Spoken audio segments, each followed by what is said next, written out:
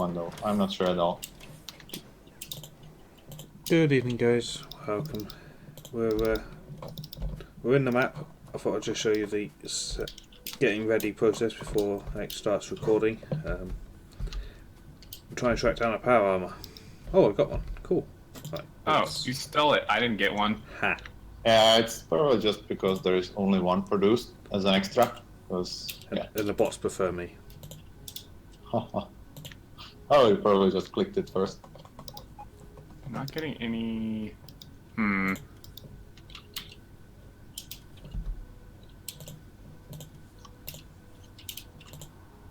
There should be a lot of processing units and modules. I'm not sure about the module 3s though. We might need to build an assembler just for them. And feel free to just build a requester in the base and just make the module 3s. If it's necessary. Or... yeah. Yeah, I might have to. Anti-elites with 8 people. You had more than anti. Ah. Oh dear. Oh dear. Oh. Somebody didn't like that. Could it be the autosave? See if it happens again next time. Oh, hello. Actually. Well, I just disabled my autosaving because I think it was me, because it was autosaving and you both were dropping for a minute, so, or a second. Well,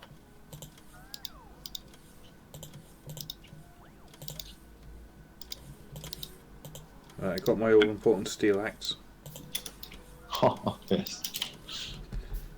It's actually what I hate about multiplayer. Whenever I join a server, it's like I don't have anything. It's like it feels so weird because I'm used to always just having the progress just from the start of the game. I have all of the items and it's just stupid amount, like all the details like splitters and belts and all the repair packs and all these things.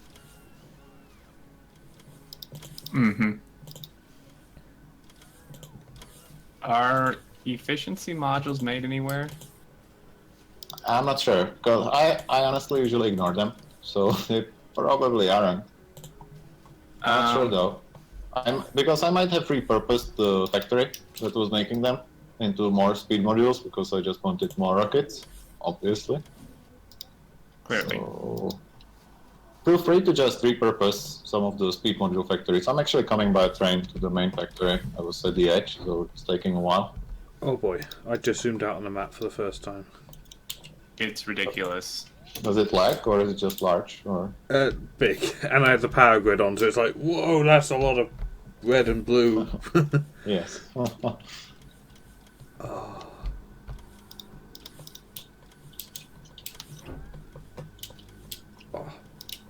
Wow, that's bright for me. Okay. What is... Oh, it's solar panels.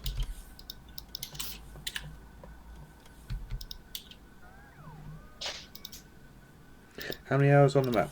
They see, now these are the questions to be asking. It's about 160. But I've been doing some experiments with the wall and stuff for like, I don't know, 10 hours, let's say.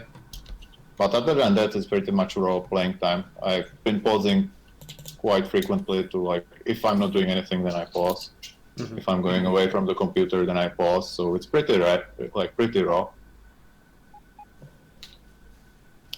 Am I allowed to?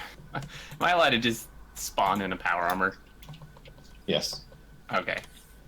I don't know if you have the permissions, but if you do, then absolutely.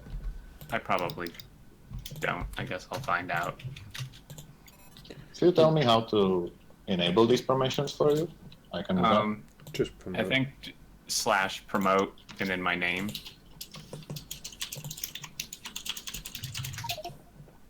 Nice. Perfect. It was probably the best thing to do. I mean, I could like change this like column of, for example, speed modules to make efficiency, but it's easier to do it this way. Yeah, that would take quite a while. Yes. Power Armor Mark II. Is that the name? By chance? It is. Oh dear. Wait, did the dev just ask how to promote people? Yes, he did. Yes. Yep. He did. Honestly, I haven't played multiplayer like almost at all, so there you go. It's the best. Oh, no doubt, it's great. It's just I don't really have time to do that. Because when I built in my own factory because I have my own focuses, and I know what the game should be for.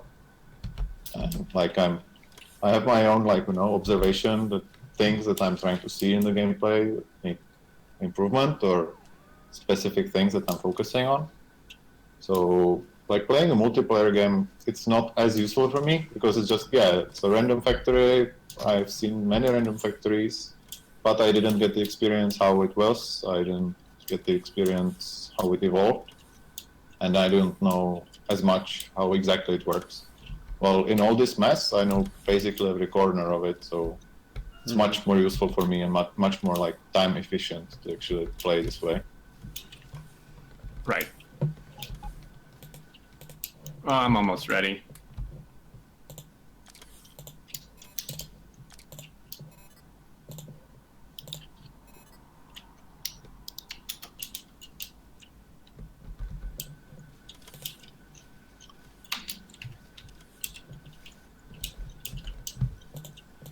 Alright, guess we could just start in the middle here.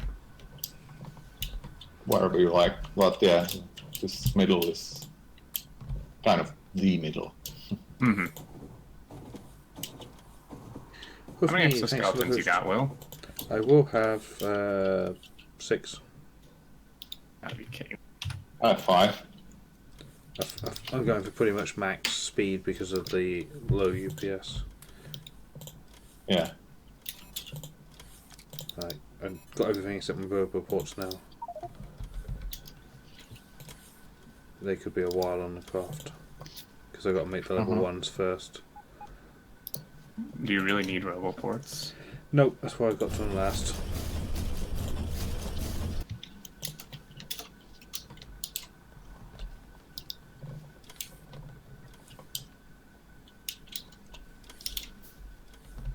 I just don't even.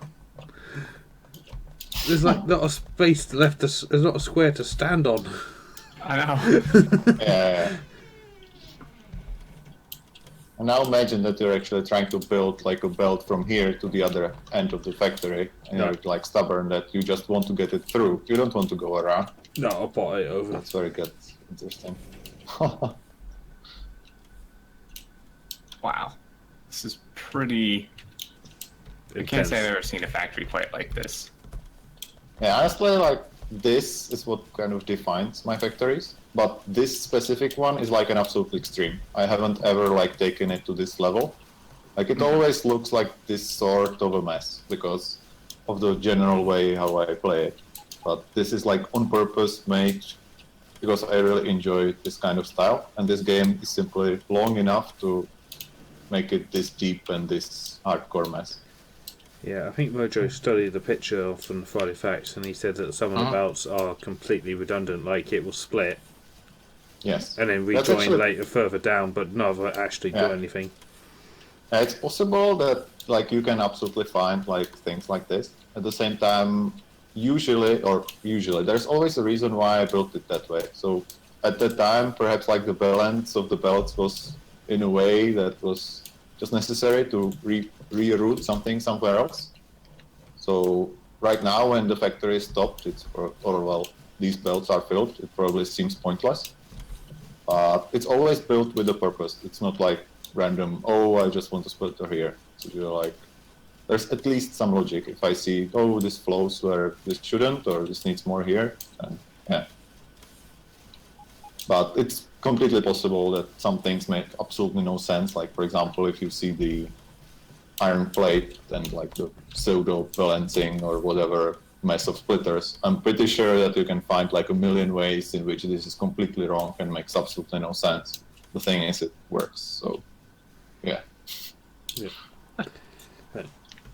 where can I find the gardening tools? Oh God. You mean the nuclear things? Yes, my tree whacker. I actually don't have those. I didn't even research them yet because this save, it's like the factory is basically like a few months old, and at that time these things weren't in the game yet. So there's actually many things that you can observe that, like, it's a 0.15 base, but you can see that many of the features of 0.15 aren't actually utilized, like the fluid wagon or laboratories, like giving science packs to each other or these things. And that's just because I was playing it like a quarter of a year ago or something. Yeah, very early 15. Yeah. It's like 0.14 and a half or something, if you want to call it this way. Because actually, like, the style of the factory, it's very similar. It's not really influenced by 0.15 in that way. Right. Alrighty, I think we're ready to start. You got your stuff, Will? Yeah, I'm crafting my last thingy. Mm-hmm. Cool. So, I have an extra fusion reactor if you want, actually. no, I'm just making rubber pots, which I've got on, Alright. pretty much got them on the craft now. And just one note, if we ever go to the self-replicating wall, make sure you turn off your roboports. It can do bad things. Oh dear. I think it somehow sometimes takes something from you. Or actually, no, that's not by the roboports. But when you build something, it can do weird shit, so just little note. It's just for safety. I think it can't actually really break anything, but it can be annoying, I think, in some ways.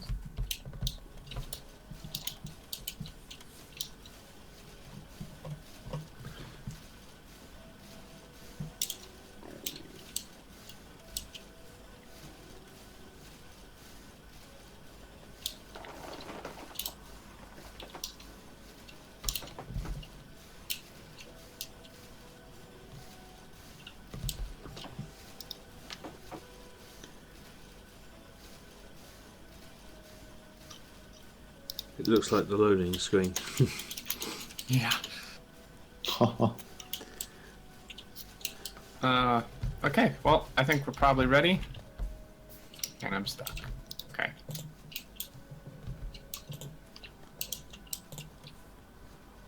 Did you get stuck in some pipes? In between assemblers and a bajillion belts. Oh, that's easy to do. Why is the UPS so low? Have you seen the amount of belts on here? Yeah, belts, It's trains, actually- fighters. The game speed to half. Mhm. Yeah, we wouldn't get much more even if I did that. It's probably just for multiplayer safety.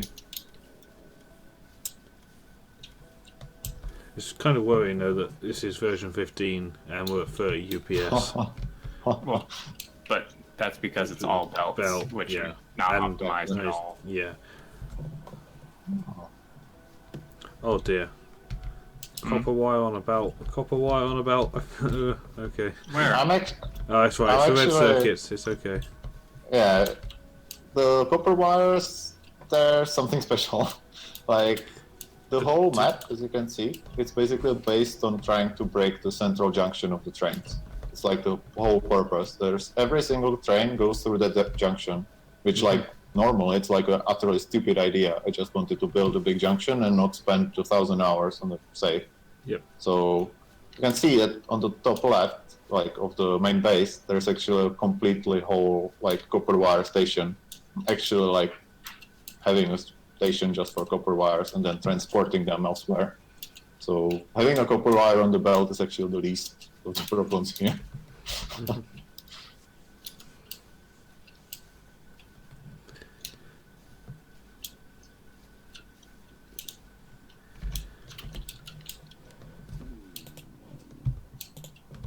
All right. Well, I think we'll start.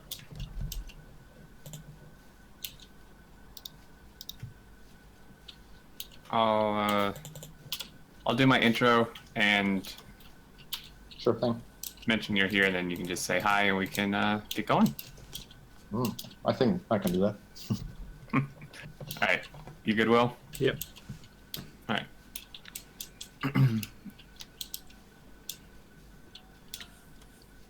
Hey guys, and welcome to a very special video. You may recognize this factory. We are in the factory from the Friday Facts 187 a couple weeks ago, and we're here with a very special guest, actually the dev who made this, V. Hello. And yeah, so he was nice enough to join us for this, and we're gonna just kind of take a base tour of this absolutely crazy factory. I don't think I've seen anything quite like this before. It's pretty ridiculous and amazing at the same time.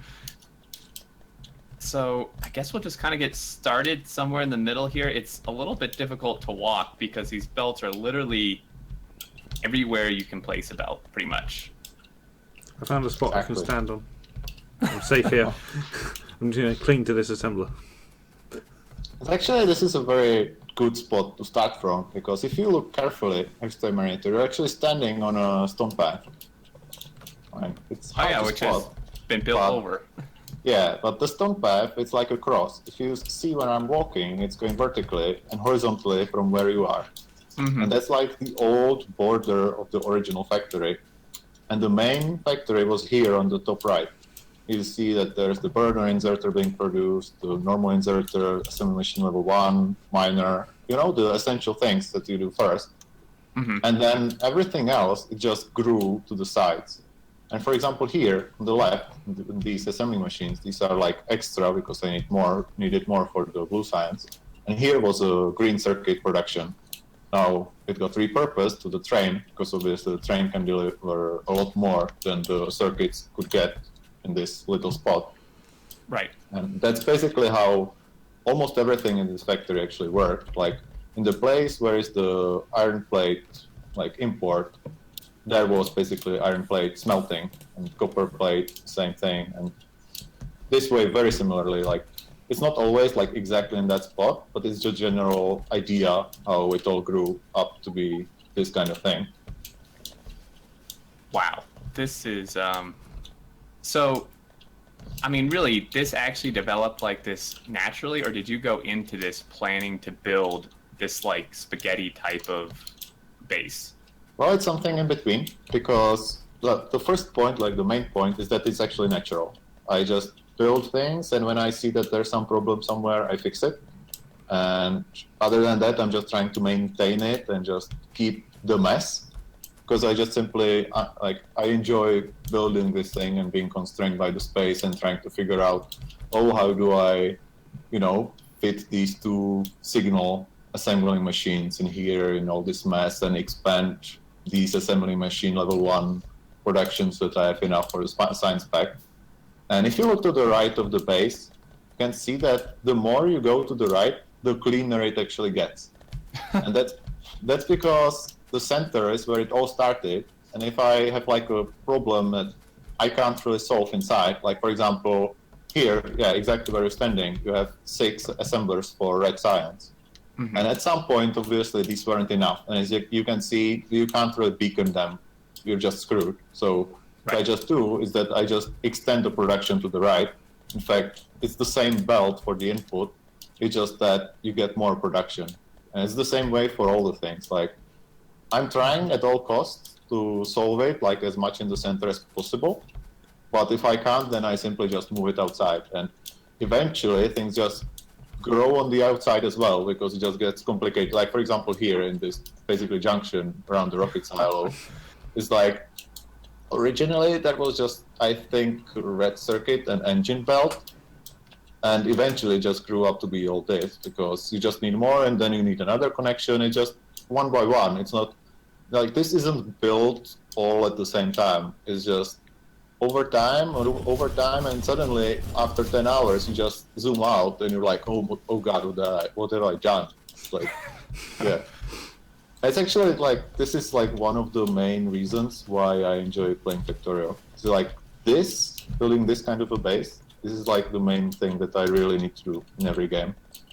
If you look at the map view, or like in general, you can see that each of the substations, or like the smaller train stations, which like produce iron plates or produce copper plates or have one specific task, these are like much more organized. It never gets to this kind of super mess and hardcore stuff, because they are there just to do one job, and that is to feed this main monster. But I don't actually care that much about solving like these kind of problems that I said before, like space issues and trying to go through the factory even though it's utterly stupid, and just having this insanity, just because, as I say, they have just that simple purpose: feed me, and that's what they do. Yeah. Wow. This is I don't know. Like I'm looking at your plastic pickup, and this is probably the biggest balancer I've ever seen in my time playing Factorio. Oh, plastic pickup? Or not plastic, sorry, iron, I think.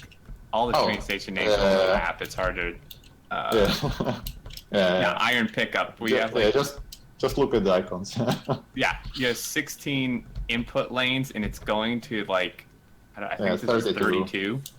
I actually didn't like build the balancer on my own. I actually stole it from some blueprint string because it's insane. Yeah, no kidding. Yeah. Wow.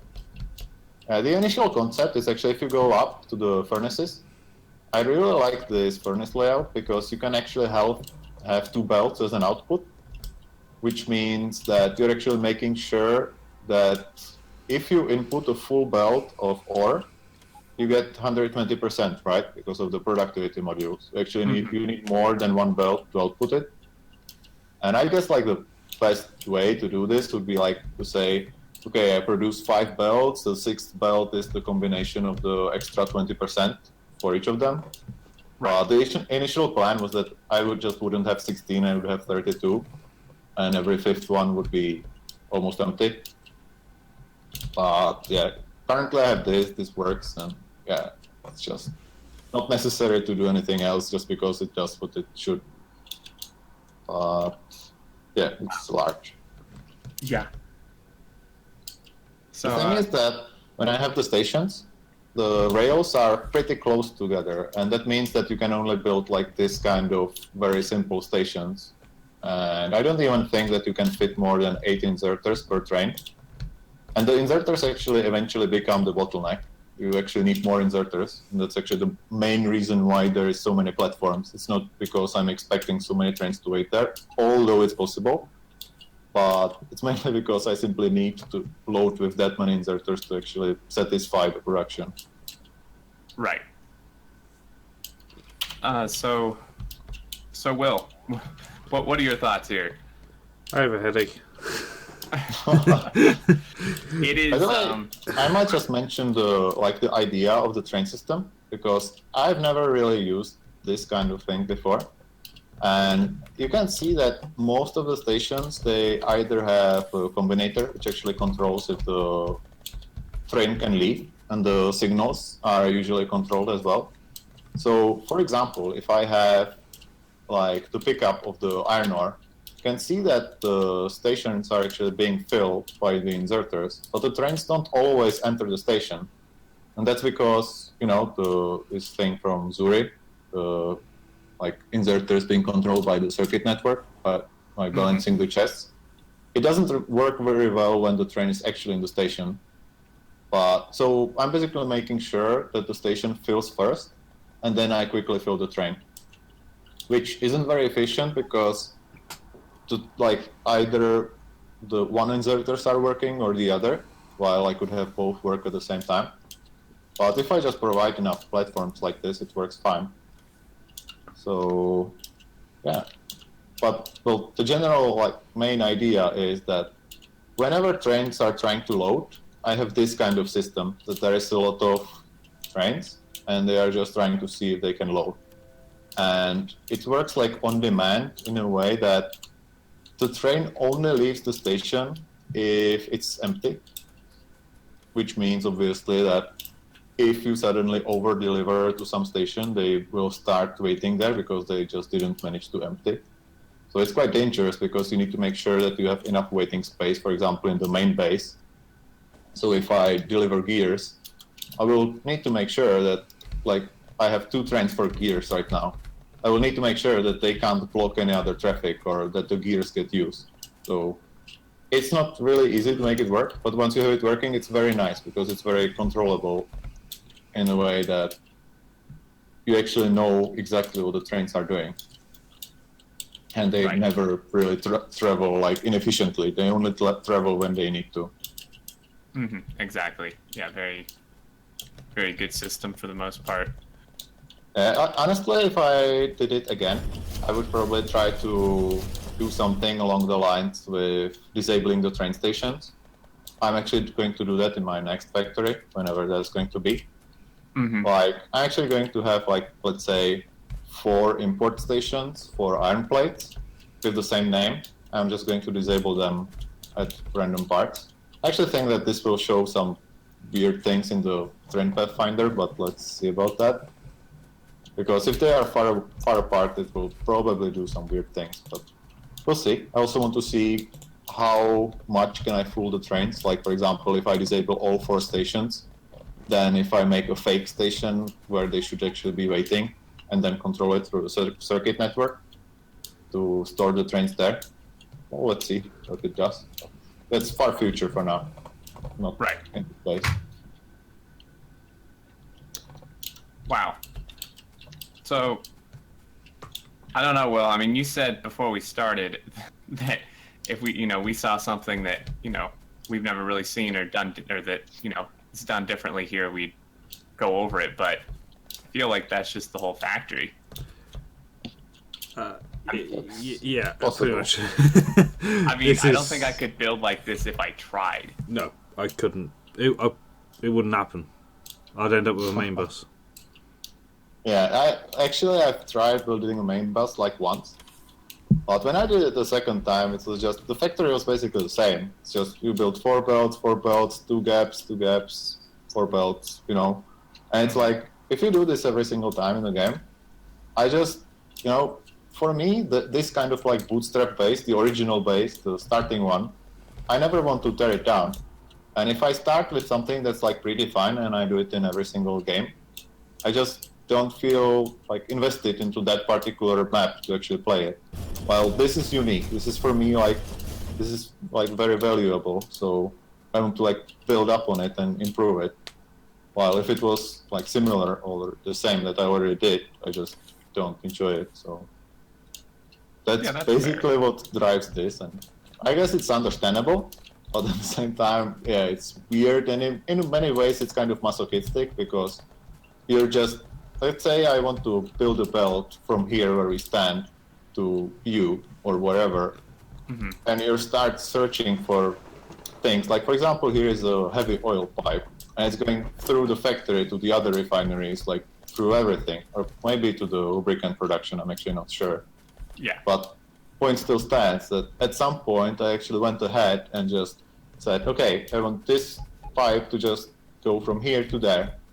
And you just start going, and eventually you just, you move a belt here, you make an underground belt here. Sometimes it takes more drastic solutions. But so far, always I somehow either found a solution or just solved it in a way. And yeah, as I said already, it's just slowly you do these things like one at a time, and eventually this just happens. Wow. Wow. Wow. I mean, that's all I can say. Wow. It's Wow.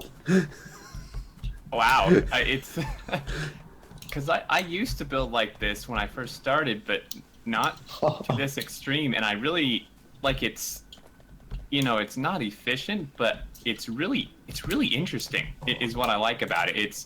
And it's challenging too. The thing is that basically it's not trying to, like when you build in the beginning, you do kind of like a mess. And this isn't trying to abandon that idea. It's actually trying to build up on it and just make it functional. Like, for example, I have like very few rules for myself in the factory. There's really not many.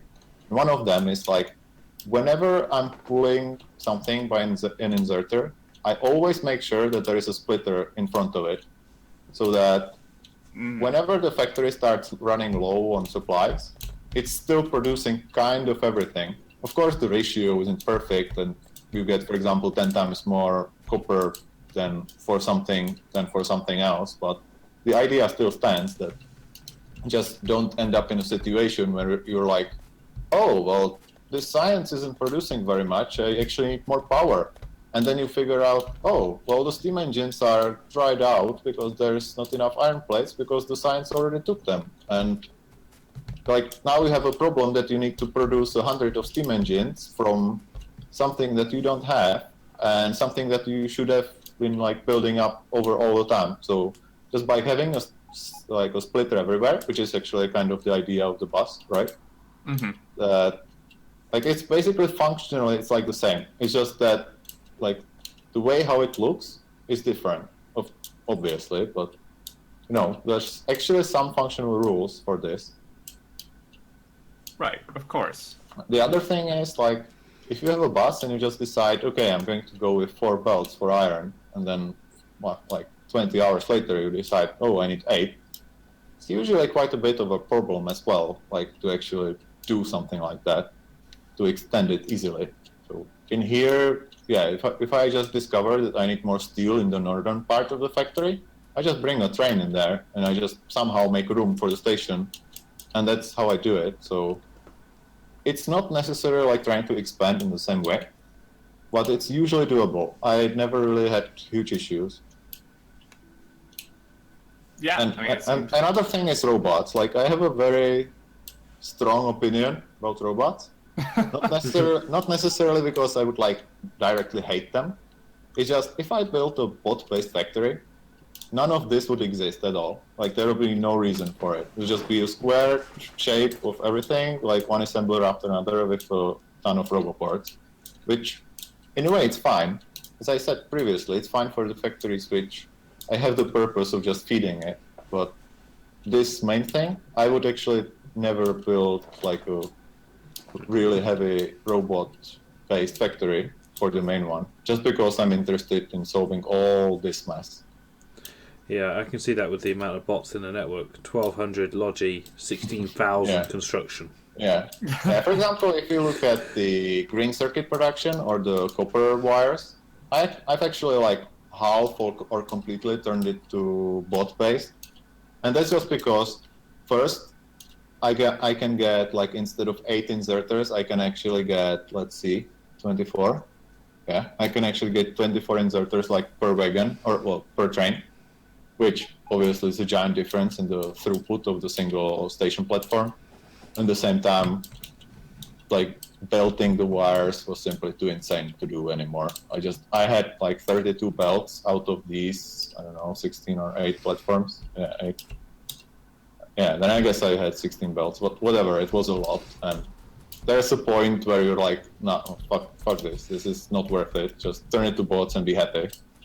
Yeah. And yeah, since it's just the side factories, which, as I said previously, is just this like node that you produce something, give me things, and bring them back. And there's not much point in defending forever something that isn't so necessary. Like I absolutely understand that bots are much more efficient for UPS overall. But yeah, I'm usually trying to defend myself from using them for as long as I can. But there's always the point where you break. Yeah, for sure. Actually, like when I was playing this, before I turned the copper wire and the green circuit production to bots, I had like 5 or 10 less UPS. It was actually changing as the factory was producing more or less, and things stopped. Okay. But it was actually quite a big improvement because those were like the heaviest factories. Even in the production screen, you can see that. I guess as in every factory, the copper wire is just way up there. So just transporting these things was a nightmare for the simulation, I guess. Oh yeah, I mean 10 UPS. That I would feel like that is pretty much almost unplayable. No, I mean like the difference was 5 to 10 the difference UPS. between Yeah. So it was like, let's say, I don't know, 25, and now I have about 35 on my home computer. At work, I have like 45 to 50 actually. Wow. Oh, not lately. It's like around 40. I've expanded a bit and lost another 10. But yeah, Sounds like me. Yeah. That sounds like Will. Yeah, I can imagine that. Speaking of you, Will, I'm looking at these laser turret walls. This sounds like what Zenith was talking about for the Mega Base. You see these like walls with just like 3 rows of turrets. Yeah. Yeah, as you can actually see on the map, there's like a lot of problems. There's a lot of like supplies missing to walls and robots missing at walls and that kind of thing. Mostly it's just because like I had the great plan of building the giant wall around everything and tearing those down, so I never really cared to actually upkeep them. So yeah, I kind of left alone and just survive for as long as you can. Yeah. At the same time, as I said, the playing time, it's very raw. So I was actually doing something and building something in the factory all the time. So I simply just didn't have time to care about the wall since I didn't really have to. So yeah. As you can see here, actually the rocket tile, I didn't say it before, but the whole purpose of this factory was to test the rocket science. I actually made a simple mod for 015 for myself. It was actually a chest that when you launch the rocket, you would get stuff in the chest. It was actually the science packs. So originally this was actually a slightly modded save, but just in that regard. Now the mod basically doesn't exist, and there's no point in releasing it because it does exactly the same as the rocket science does. Right. Yeah, I really like the rocket science. It gives a purpose to launching rockets. And... Yeah. As I wrote in the Friday Facts, it's one of the concepts that it was one of the ideas that I had from the very beginning when I actually knew about Factorial, when I finished the game for the first time. And over time, I just refined the idea, and now when we did Infinite Science, it was a clear thing. It was nothing else that I actually wanted more in the game. I was asking our seeding every other week, and how about the rocket science? And I was doing this for a year or something, and people in the office were actually making fun of me because they knew that it's something that I would mention very often. Now it finally happened, so I can relax my brain in peace and focus on other things. Move on to the next thing. Yeah, exactly. Now I'll be annoying with something else for a year. And we have a list of suggestions. Yeah, a big list. I have my own ideas as well, so if I run out of these, I will ask you for the list. Well, I will probably ask you for the list regardless, just because I'm interested, but, I'm interested to see if any of our ideas are on your list. I would imagine some are. It's actually quite likely, I think. We'll have to compare at some point. Yeah, that'd be pretty cool. Well, we can do that. So, I mean, in terms of the tour part, I think I personally have walked around most of the base and I've looked around in the map view and stuff, so... I don't know...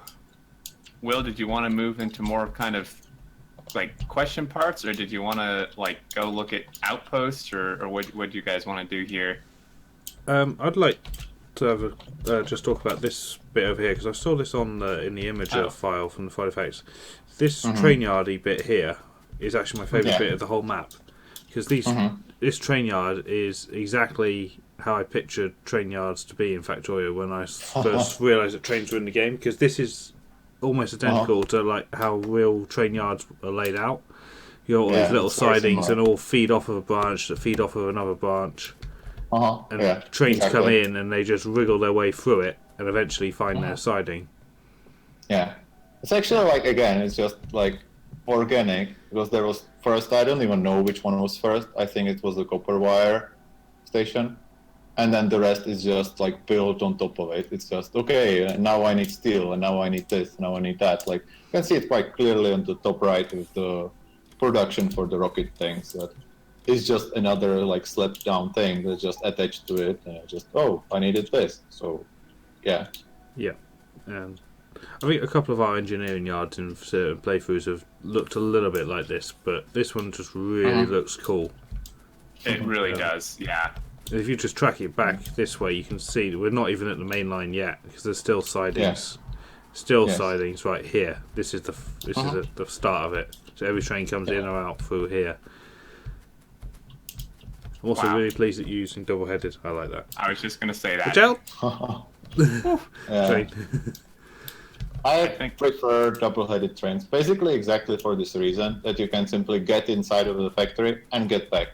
Because if I build like I do, then if you, for example, look at the circuit, green and red circuit import in the center of the base, basically, I don't know how would I possibly build the loop there, or something to turn around. You just simply wouldn't, or you would kill so many things and buildings, and curved rails are actually very restrictive in a way how to, go under them with an underground or something. Yeah.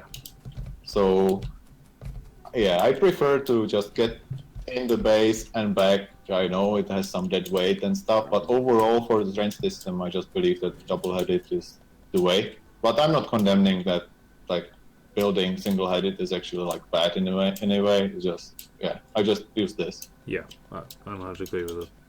Yeah, With that, I agree. Yeah, you can just slot it in, unload, and the train just slips back out the way it came in.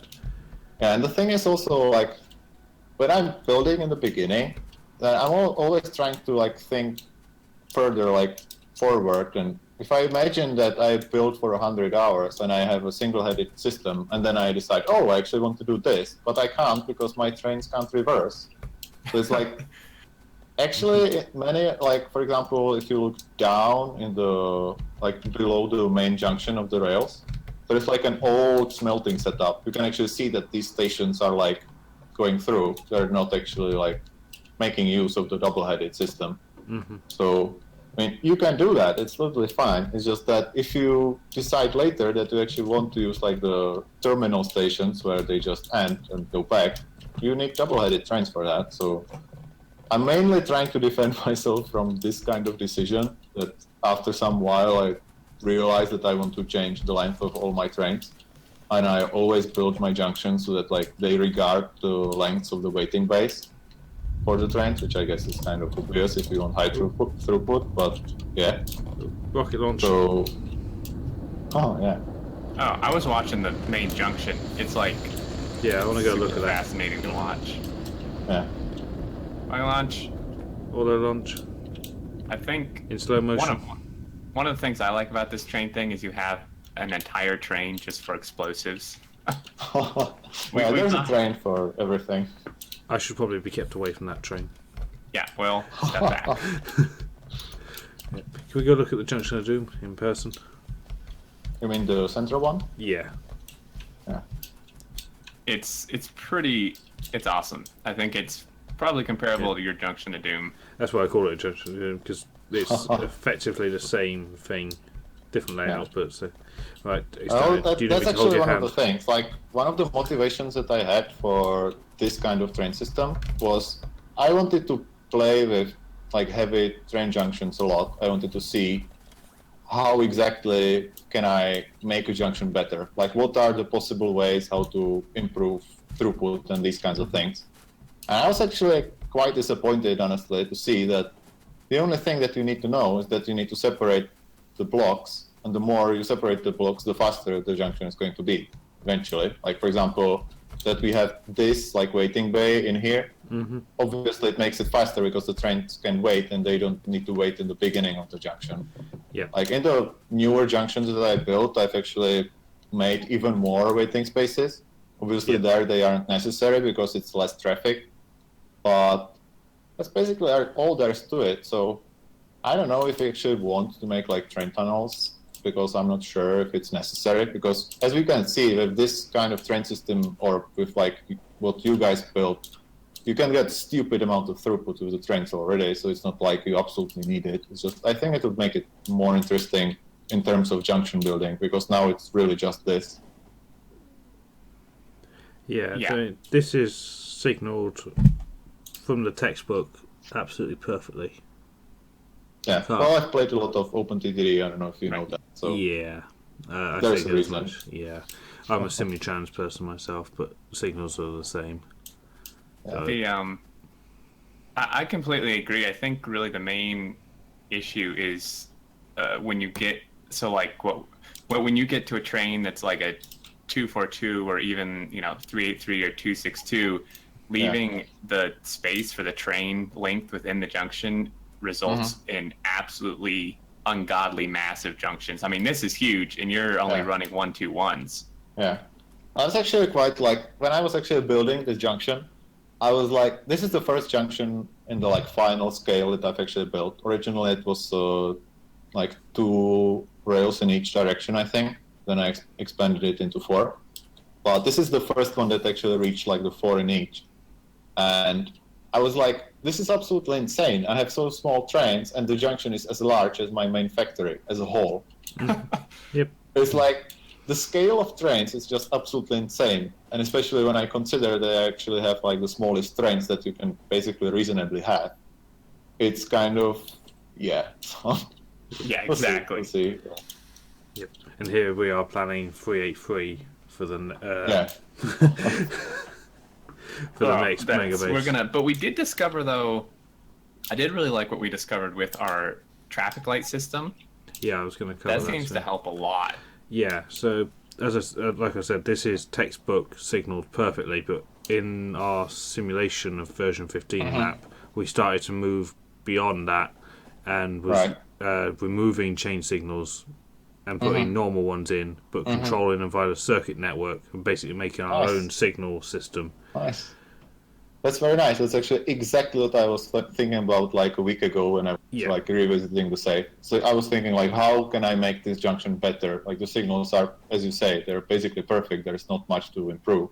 But yeah, I was thinking about exactly this kind of like circuit network driven idea that exactly you just wouldn't merge the blocks so that they don't have to wait for as long. But then I was like, man, how do I actually handle all these things? And I didn't even try to implement it. So I'll actually be pretty interested to see what did you guys do, because that could be much better. Pretty damn interesting. Yeah, I'm trying to find an example of if we can.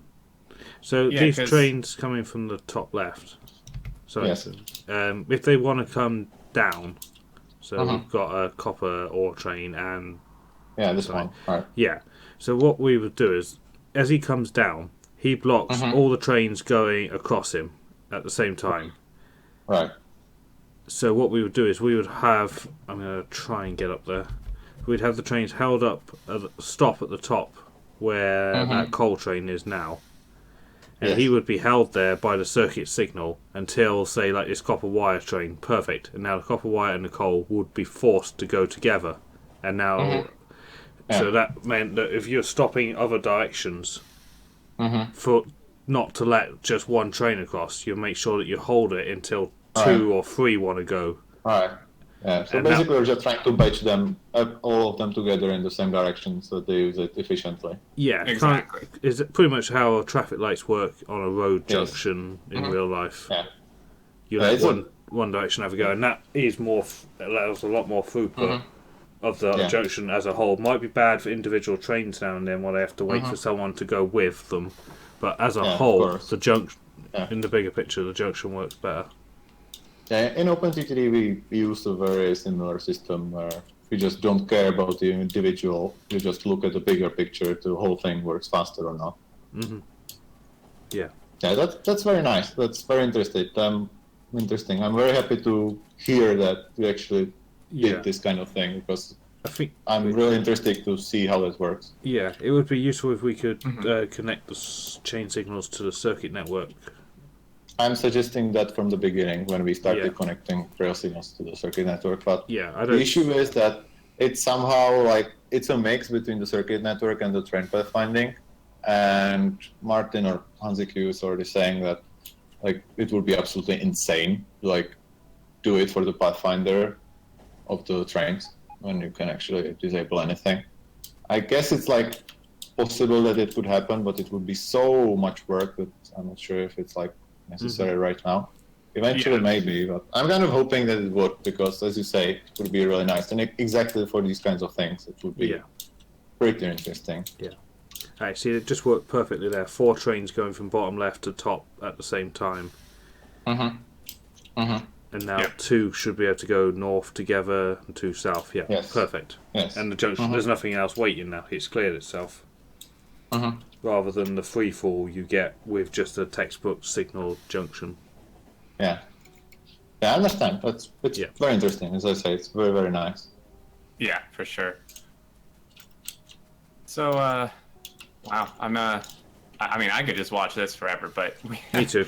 So this is hypnotizing. My chat would be happy all night, honestly. Yeah, pretty much.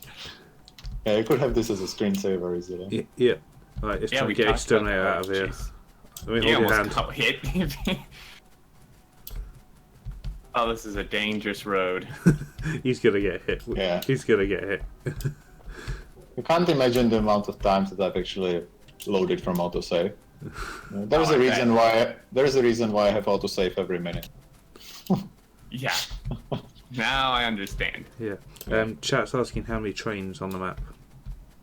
I've counted them actually when I was writing the article. It's exactly 227, but many of them are idle because if you look around at like the ore stations, they are actually not going anywhere because the ore is depleted and they just I should just deconstruct them, but I just didn't have time to care. Yeah. So the number, like, I actually have no idea how many trains are running. So I mean, I could say percentages, but I would probably be completely off the mark. So Yeah. it's a lot, but I have no like quantitative thing that I can say. Yeah. Right. Now I find this junction particularly interesting. This kind of almost like, I almost want to call it a rocket junction because it kind of looks like a rocket where we have this split here, this like triangle, and then it does another triangle pretty much at the other end. Yeah. It's really interesting. I mean, I've never built a junction like this, and while I've played with you, Will, we've never really built one like this either. No. Well, it's just about the layout, right? You just find the exact gaps that you need and eventually just fit. Yeah. I mean, this. Because like the only point is that like each of these things, like this where I'm standing now, it's exactly one waiting bay. And that's the only like measure that you take from it, and the rest is just, you know, the typical like 2 rail tiles, rail, 2 rail tiles, rail. And Yeah, it's like that's the whole pattern. Yeah. There's no other magic. And then the only thing that you need to figure out is the spacing in the diagonal in here, so that you can actually make these triangles of this curved rail and make the signals fit there properly. But that's the only thing. It's just about fiddling with the layout, but like systematically, it's actually not very like specific, like special or something. Right. Yeah. So, I don't know, do you want to move in, see if chat has questions, or if we have questions, and we can maybe just, you know, watch trains or Yeah. whatever. I'm open to anything. Yeah, I'm going to park myself down by some trains. And chat, if you've got any questions. By the way, there is one interesting thing to mention. In the beginning of this game, every of these trains actually had a limit of the cargo wagon like size to 3 slots. Like not 3 rows, 3 slots. I was actually transporting everything in that for, I don't know, 40 hours of the game. So I actually managed to fill the 4-lane junction within like these 40 hours. And then I was like, okay, if I want to continue playing in any reasonable way and not have to make like 8 lanes per direction, I will have to like free the train limits. So I actually did that, but it was an interesting test. Just a small note, because nobody knows that. It's like, it's not written anywhere and you can't tell it from the save, but I think it's quite interesting. Yeah, that's pretty crazy. Yeah, it's insane. Don't do that. Yeah, don't do that. Okay. I parked up. I got my comfy train watching chair out. Right, I'm good. I don't have to move again. The only other interesting things are that, like, I don't know, the furnaces, for example, they disable themselves if they aren't needed. It's only working, I think, for the iron plate and steel production. So that it's a simple series of checks on the belts, like if you have full output of the copper plate or the iron plate, and you have the, like, no iron ore, or like one of them, then the column actually disables itself. Like right now, I don't care because I have so many solar panels, but when I was like building this, I didn't have nearly as many, so I had to care about the power consumption. So it's actually helping a lot. And in general, I really like this furnace layout. I think it's the smallest that you can get for belt base. Yeah, I think so too. This is a very compact layout. Yep. I've got some questions from chat. What does the red wire do down the main line? Nothing. It's actually, I was experimenting with it. It was one of the things that I was trying. You can see that currently there's 3 signals. I think the gray one is for gears, and the rest I don't know. I think the green one was for green circuits. I was trying basically to read how many green circuits are in the main station in the delivery, and if it was under some threshold, then I would like let the green circuit trains go. The issue was that if I had, let's say, 4 green circuit trains, they would all like start going at the same time in a wave, because the threshold would obviously be reached at the same time. So I either could do something crazy with combinators that I release 1 train at a time, but instead I just chose to completely change the system to be like more like on demand, as I said previously. And the circuit network isn't used right now, but that was the idea. And with the like 3 slot cargo events, as I said previously, I actually really needed like, let's say, 8 green circuit trains to deliver to the main base. Well, now I need, I don't know, 2, 3, 4, something like that. Yeah. So at that case, I really needed some checking or some logic that would determine if the train can go or not. So that's what it was for. Cool. Another question. Are there plans to let us connect the rocket silo to the circuit network? There were plans, but the only reason like for that was the auto launch. Mm-hmm. But then we just made a simple button for the auto launch. Yep. And now I'm not sure like why would you actually do that. Like you could check the percentage progress, you could check, I guess, the amount of science pack inside. But other than that, I don't know. I don't really see too much of a benefit. Why would you do that? Yeah. But yeah, it's one of the things which is like on the list of circuit network connectable things in the future. Yeah. So maybe eventually. But right now, honestly, I don't see the point too much. Okay. What's your favourite part of the game? Oh, that's an interesting point. Probably belts, as you can tell, I guess. Yeah. Because for some reason, I know the reason, but I find them very similar to Rails in OpenTTD. The way how you build them, the way how you make the layouts, and even the logic how you think about them, it's very similar to laying down train networks in OpenTTD. Like, it might sound strange, like obviously the Rails are Rails, right? So they are the same in each game, but it's not the case. Like, in Factorio, the Rails are such a huge scale that I just lose the feeling of like the one by one tile thing. And in OpenTT, that's exactly what you do. Like if you build a big junction, then you always find every single tile that you can utilize, and you try to drag a rail through the whole junction. It's basically exactly what I'm talking about with the mess of the belts in the central factory. So probably belts, I think. I wouldn't have guessed that at all. There's actually there's many things. I like multiple of them, but also it might sound weird, but actually biters, because when I was playing, for example, Minecraft, I hate Minecraft, by the way. It's like I can actually openly state that. It's like I don't really like the game at all. And the main reason was because I've been playing it for, let's say, I don't know, 50 hours, and I found all of the recipes. I've tried like all of the automated farms and some redstone and stuff. And of course, I guess I could have went to the modded Minecraft, but I didn't. But the main thing that was just like not making me interested was that after the first night that you hide in some house, like the way to survive is like there is basically nothing. Like the zombies are there, but they aren't really dangerous in any way if you just hide. Mm-hmm. Where in Factorio, if you expand, like you get directly punished by the pollution system and how the biters react to it. And if you go kill them, then there's again the evolution. And overall, it's like, I wouldn't say that it's like a super strong point of Factorio. It's like extremely developed, but I would say that it's one of the things which makes it like really fun for me, because it's like for progress, I actually get punished in a way, and that's really nice. I can understand that. Yep. And there's many other ways and many other things, but these are probably the most like significant ones for me. I've got a question for the viewers in chat now.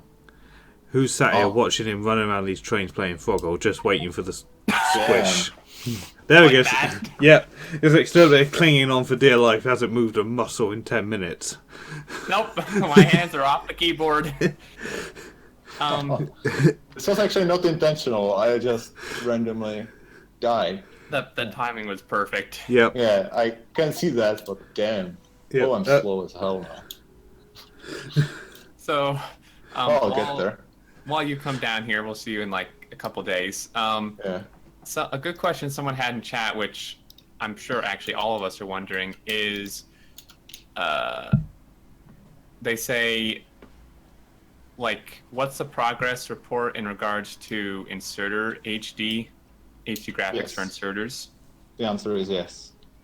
Yes, that they're happening. We know that, but I mean, because I know it's really complicated, right? Oh, the thing is that, yeah, the solution, which will be like the final one, is going to be extremely complicated, and it might require like a completely different system to doing graphics that we haven't seen in Factorio yet.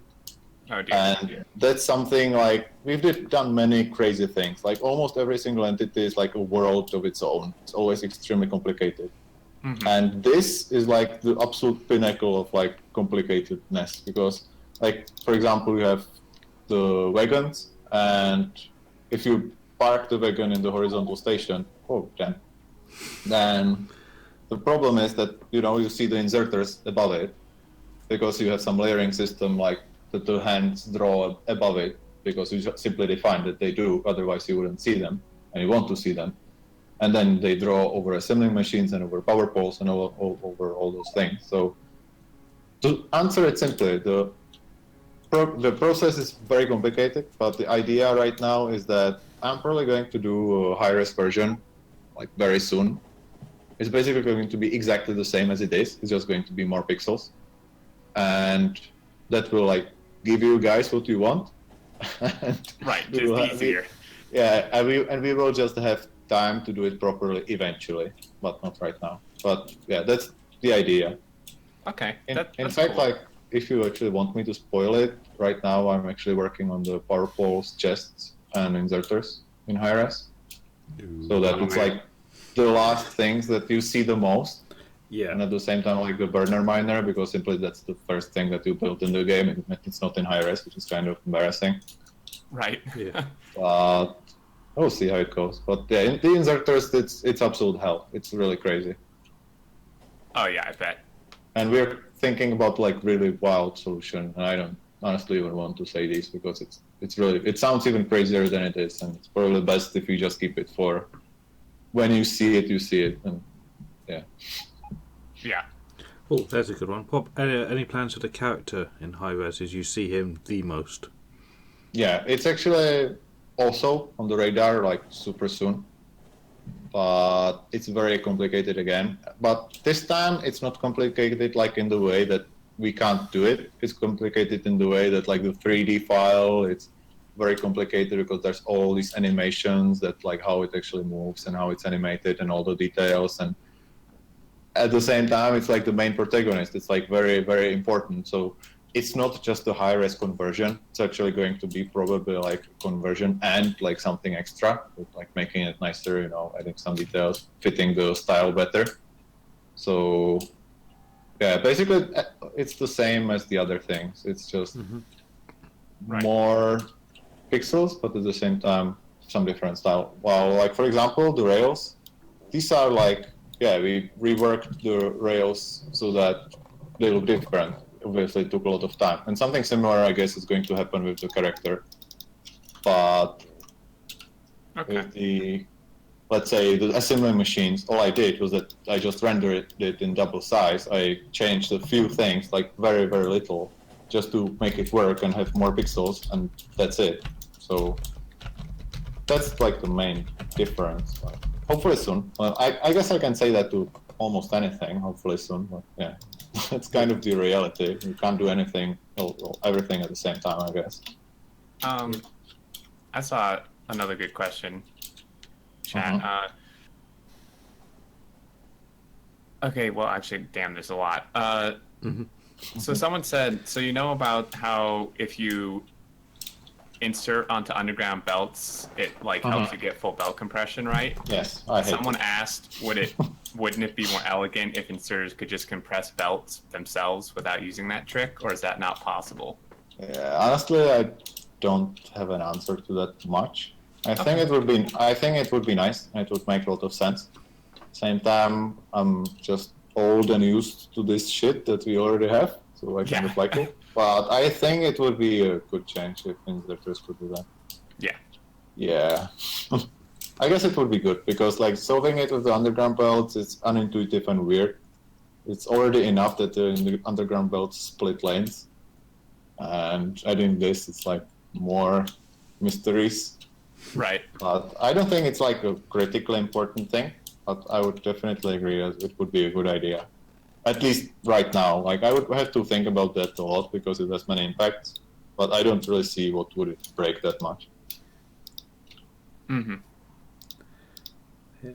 I assume the terrain re-graphics in the Red Desert is also, was it super soon?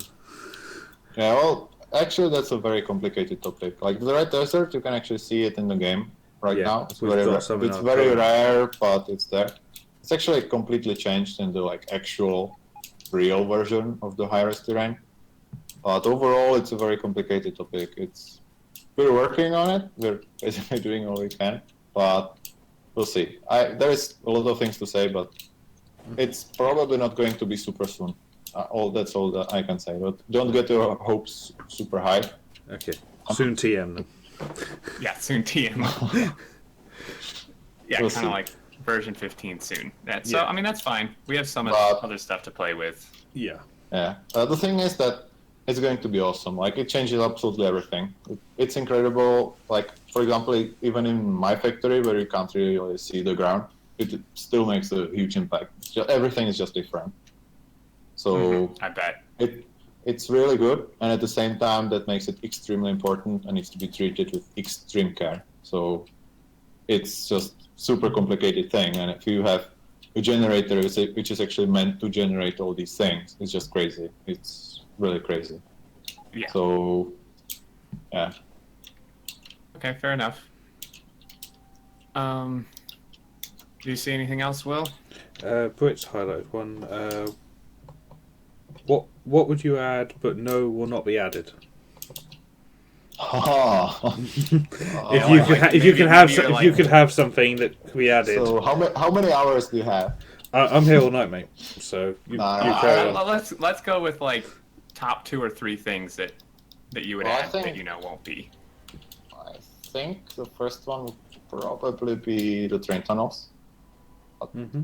It won't Yeah, that'd be like mine it's too, not probably. So And sure. a lot of people. They are so Second popular. one would be a system on belts, which would actually make them super high throughput, but with like an extra like effort. So, for example, you would have, let's say, containers, and would actually be putting things into these containers. They would kind of look like a chest, and it would just be moved by a belt. So it's kind of like a car. Kind of like a barreling process. Yeah, you would have a special like belt pieces that you would research, and these special belt pieces would be able to reroute these containers, because these containers would have like limitations that they can't go into splitters and they can't go into undergrounds. So you have like a massive stack size that you can transport on them. It's like kind of an optimization in a way, I guess. But that's like the idea. It would like kind of be the stepping stone between like a rail and the belt, because it would actually have a high throughput, but you could get it through small places. You would get it probably earlier, I don't know.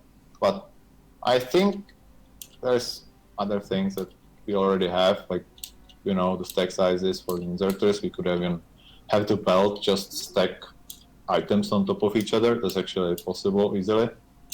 We could do, I don't know, probably something else, but I'm pretty sure that's not going to happen. Other than that, not much actually. I think like most of the ideas that I'm thinking are pretty realistic that they might happen. Yeah, let's I mean, see. those sound pretty good. Those would be things I'd like for sure. There was one more thing, and it's a small one, but since I actually started using the beacons, I would like them to be, instead of like binary, it's reaching either yes or no, it would actually have like a range, and the closer you are, the more bonus you actually get. So it's not like, oh, I know that I have an assembly machine, I have 2 tiles, and I need to build a beacon on the third, so that I need to build an inserter and a belt, and then that, so that the layouts wouldn't be so generic, like, okay, it's always a row, but you would actually have like more interesting stuff. And also like maybe a special beacon which is actually able to influence other beacons, which is also totally nuts. It would probably be overpowered as hell, but Oh, that would be so cool, though. you know, like, just, it's like, to me, it's like the top idea for like a mod, because it's like super imbalanced, it's absolutely insane, and for vanilla it's just too much. And I'm pretty sure that thing is not going to happen. I'm not even going to suggest it, by the way. Yeah. It's like one of the ideas that I had. There's not really much else, honestly. Well, awesome. I saw a good question, because we were actually discussing this when we were playing with our seeding a day or so ago. Is there any plans or any possibility of changing resource generation to be more like RSO, or to have an option to have it more like RSO rather than the Perlin noise thing? Oh, it depends what exactly you mean by that. Because honestly, I tried RS once, and I discovered that I need to walk 20 minutes to get to the first ore patch. And I was like, okay, fuck this. So, That sounds perfect to me, though. Yes. I understand. In what way do you actually like mean that? Do you mean like more configurable, or is it in some way like more beautiful, or? No, not necessarily more like the option or the ability to have it spread out as much as RSO. Because, you know, in other generation settings, if you do like the lowest possible frequency and stuff, they're still super close together, and there's no way to get them farther apart without RSO. Well, from my personal opinion, like your like scale of very close together is very weird. Like, for example, this map I think is already with very low, and the resource patches are kind of like not super close, I would say. But yeah, I understand. It's like a matter of taste, of course, and especially if you get used to, I don't know, 383 trains, then as we said previously, the scale just increases like crazy. So yeah, exactly. Well, it would make sense to me. If we can make it somehow easily into the generator, that's something that I can't really answer, because the generator is like black hole. It's like you put some values into it, something comes out, but it might not. It's like, right, exactly. But whenever I look at Cube, how he works with it, and he has like 10 different noises on his screen and how they blend together, it's just, I'm not sure if I even want to understand it, because it's really crazy. It's really insane. So I can't really say anything how that works. I don't have too much respect for the system, how it works, and I don't really want to say anything about it. That's fine. That's fine. Yeah, I understand. Like, if it's like a matter of configurability, I really understand the reason I think it's possible. But yeah, that's just me thinking was possible without any actual knowledge about it.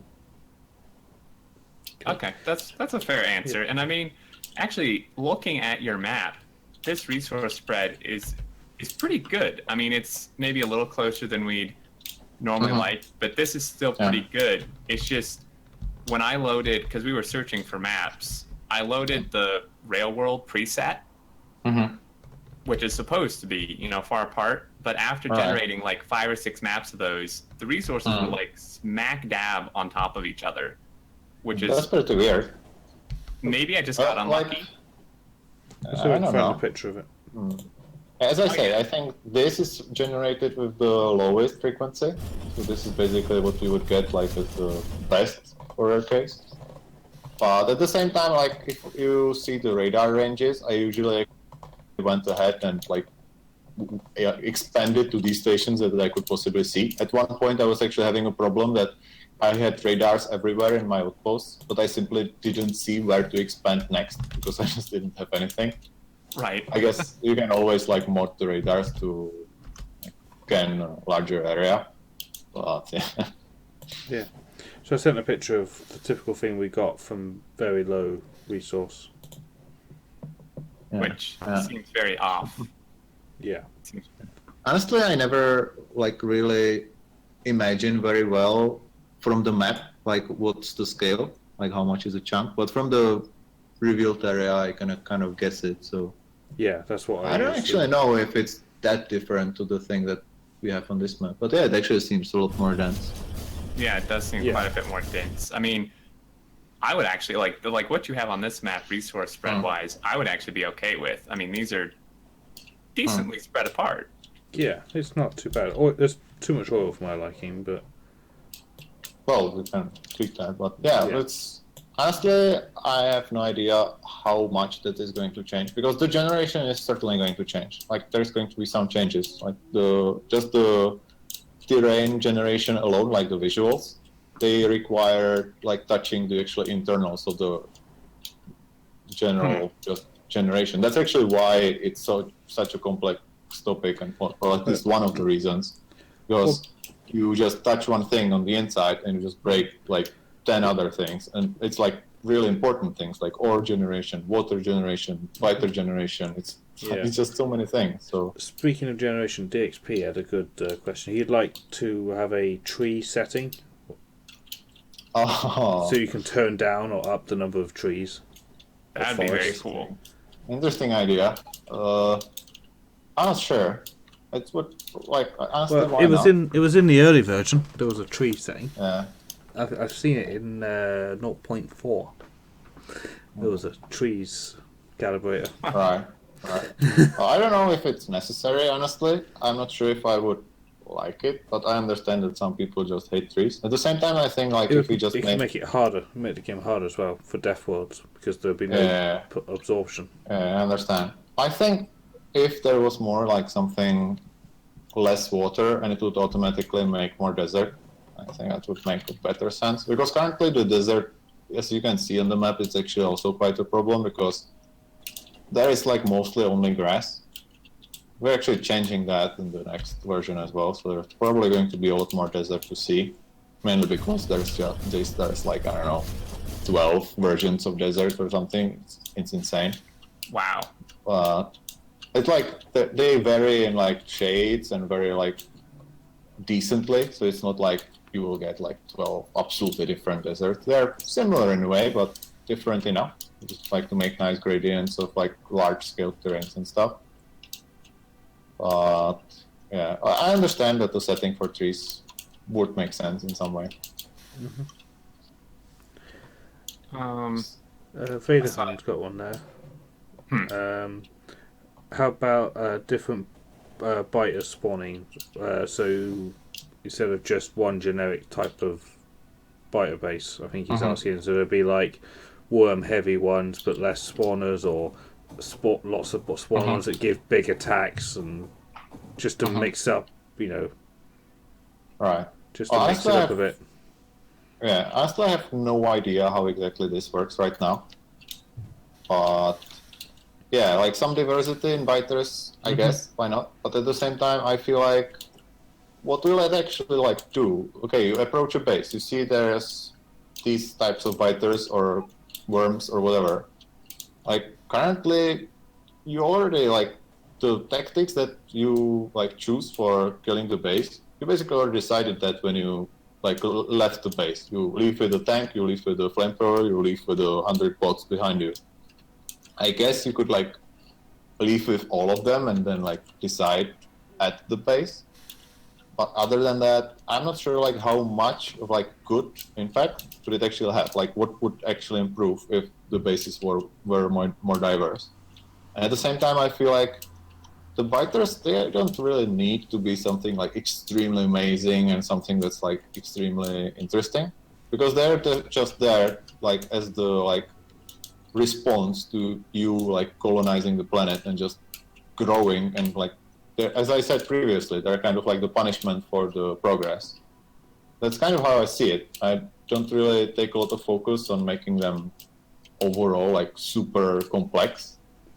They're just this thing that they are, and I think it's like fair enough. But whether they will improve, maybe. I wouldn't expect it like before version 1.0, but let's see. Okay. Let's see. So a question that's been asked, I think, multiple times now is there any possibility to have higher level belts added, or do you think you guys are pretty Both mods. decided on just keeping 3? It's interesting. I was actually thinking about that yesterday. Like, why not have one extra? At the same time, it's like, oh, like 4, and then what? Then you would have 5, and I don't know. I'm not sure. What I was actually considering was having a belt speed research. Oh, that would be cool. The issue is that you would probably always need to do in doubles or something. Like the speed would actually have to like increase in some really interesting ways. Like for example, the blue belt, it's 3 yellow belts in speed. Mm-hmm. So we would probably always have to multiply all of them by 2 or something. So the research would have to be stupidly expensive. And then you would break inserters because they couldn't pick up from it. And I'm not sure if it's necessary. And then at the same time, I feel like it's nice that you can say, yo, my factory needs 16 blue belts of thing. While if we would have the research, you would suddenly have, yeah, it's 16 belts, but with which level of research or with what?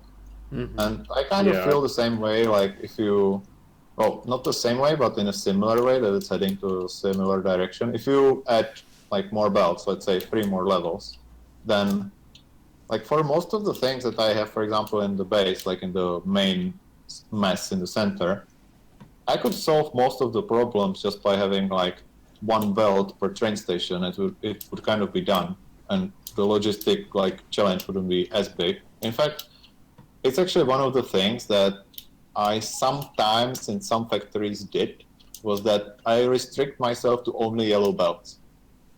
Like period. I just build yellow belts everywhere. Obviously, you need a total insane amount of them, but the idea is that logistic challenge. It's kind of the same as like refusing robots, I guess. But yeah, like I don't really think that we need to have more belts. Yeah, I don't think so either. Yeah, I don't think so, because then it keeps. I mean, you're moving into like Bob's mod territory, and then it just keeps going infinitely. You know, we get a 4th level, and then people want a 5th level.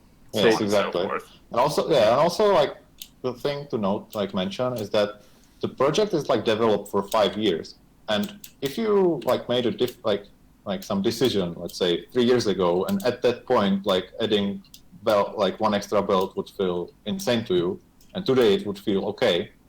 Then imagine that today it feels okay to add 2, and what's going to happen in 3 years? Like, what's the final game going to look like, right? So that's the thing, because this is mostly based on a feeling that you like think that it would harm the gameplay or not. And this feeling is always like shifting. It's not something that's like set in stone, because you get experience from playing the game, you see people playing the game, you read about how people make factories, you react to it in some way. And like the idea about like the good gameplay of Factorio, it's changing. Of course, there's some like basic things, but these simple things, like, is the number 3 or 4 correct? Well, I don't know. Today I feel like 3. Maybe in 3 years I will feel like 9. So yeah, that's just a simple note. It's like if it's based on a feeling, that it can always. We were saying the other day that we like the puzzle. Like, you're given 3 types of belt, split underground. You've got the 5 different types of insert, 3 different levels of factory. Those are your tools. This is what you've got to work with. Now puzzle it out and build. Whereas that's why one of the biggest hates I have with Bob's mods and that you have the 90-degree fast filtered inserters or whatever they do. It's like every possible combination has an inserter, so there's no challenge anymore. Yeah, I have a very similar feeling to that, and I'm not sure if it's like the same thing, but you mentioned one thing, and that's that here's your tools, here's just a few handy tools. And it's one of the biggest like conceptual differences that I see in OpenTTD and in Factorio. Because in OpenTTD, all the game is about is basically laying tracks, building signals on them, and you have like straight track, diagonal track, track going uphill, tunnel, and a bridge and a station, and that's it. There's nothing else. And like I've been playing the game for today, it could be like, I don't know, 10 years, and I can still imagine that somebody invents something new, and it's incredible because you have really just a small amount of tools, but the complexity that you can get from them is insane. While in a way Factorio has like it doesn't have the amount of depth in each of the individual systems, like for example, rail system and belt system and pipe system and boat system and all the others. But combining it all together in a factory in total is probably even more complex in a way. But it's that simple thing that, like, if you have a tool and it does many things, it's actually really nice. And just adding more things, especially if it's just a number change. Like, we're actually discussing lately a lot, like, if the turbine isn't too much of a steam engine Mark II, because basically it is right now. Mm-hmm. So, we'll see. But the point that I'm trying to make is that if it just adds numbers, then it's kind of boring. It's always nice if it can add some new amount of logic to the puzzle, or a new complexity, or a new possibilities to what you're doing. Right. Which, with the example of the belts, it's like they would actually remove the things that you're doing. It's just, okay, now we build 6 belts, now we would build 2, and okay, what's the benefit? Like, you're doing less. Like, I understand, for example, the current progression. It's like a progression system. You, in the early game, you have something that's very basic. Later, you have something that's like faster, obviously, simply because the game scales, like especially the robots, and you need more and more production. And also, like, when you play it, it's actually a very similar idea that I was describing earlier. It's like you feel like you have a lot. You feel like you have a lot after 2 hours of playing. You build your 2-belt furnace and you're like, yeah, I'm the king of the world, I have everything. And after 20 hours, you have 30 belts and you're like, yeah, now I have a lot. And it's the same thing. It's like you're chasing the carrot like a donkey. It's like you're always building more and more faster, right? And yeah. Right. Yeah. Great question from chat. A lot of the mods that we used to use in our playthroughs have been implemented into version 15, into base game. Are there plans for any more mods to be implemented into base game? Well, we usually actually don't necessarily like, okay, this mod we want it. It's not always working that way, or not exactly. We usually come to the same conclusions. Okay, but you know what I mean. The sort of... I know what you mean exactly. I'm just trying to think what mod could there be. Yeah, a lot of them have been implemented. A lot of them. If I think foul, like really deep, if I think like really deeply, then maybe something. There's some talk about like earlier construction robots. Mm-hmm. There's some talk about, I don't know, actually. It's not that much. Like, no, I mean, at this point, a lot of them have I mean, put in the game already. Version 15 honestly, Sim, we were using like 12 mods. Now we're down to 1. Yeah. To be honest, I would probably have to like think about this for a while. Probably even open the mod portal and actually like really see. Whoa! But from the top of my head, it's not so simple question to answer. Honestly, it's not much. Like, it's probably one of the reasons why I'm really confident about 0.15, because I feel like it's a really complete package. It's like really many of the corners have been brushed out, and overall the gameplay is just much more smooth. There's like much less of these edges. Mm-hmm. Like for example, the blueprint string. It's like one of my favorite things. Like, actually, there's one. I would really like to have Clustorio and self-replicating blueprints in vanilla, so that you could have, multiple servers trading items between each other. And the self-replicating blueprint, I mean, that's kind of obvious, but that's probably the biggest ones that I could think about, or at least like for my own personal preference, because I feel like both of them just add something that it's a relatively simple thing, but it just adds so much, like conceptually. It's not just, now you can build a better beacon. No, it's like this influences the whole game as a whole, just everything.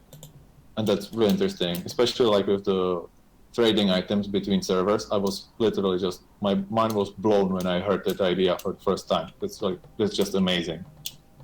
Yeah. Like, yeah. Other than that, I'm not sure. As I say, like, if I thought about it for a while, I could probably think about a couple. But these are the ones that I really like. When I saw it, it's like, oh man, it's so consistent with the game. It's like, it's really like part of the idea. Like, oh, you optimize the game. You're making like 60 UPS instead of 50. Look, I have 3 servers which are doing 3 times better. It's incredible. It's just like a mechanism which just grows, and you just share everything and just expand it at all costs. And that's just so consistent with the general idea of Factorio. Oh, I'm actually going through the mod portal, just randomly checking mods, and I can't really see much. Yeah. Here's a good one. Do you devs have any plans or ideas about automating combat? Which I think is a mod. I think there is a mod for some little bots that go out and destroy stuff. But you know, I definitely like. It's one of my things. Like, for example, this factory showed it to me a lot. That the biggest issue is that I simply have to go there. That's like, I don't want to. I have 30 UPS. I don't want to be walking around in some red territory when I have like 230 destroyer robots following me, and they just kill everything. There's no challenge. Yeah. And I just want to focus on building my factory. So I have a bunch of ideas which would make this like a lot better. I even have some ideas how to almost completely automate. I think it should never be like to the point where it's completely automatic. Like, for example, if I give example of the robot army, you just produce things and they just kill stuff, and you basically stop caring, because once the biters are far away enough from your factory, they are no threat. You don't need to care.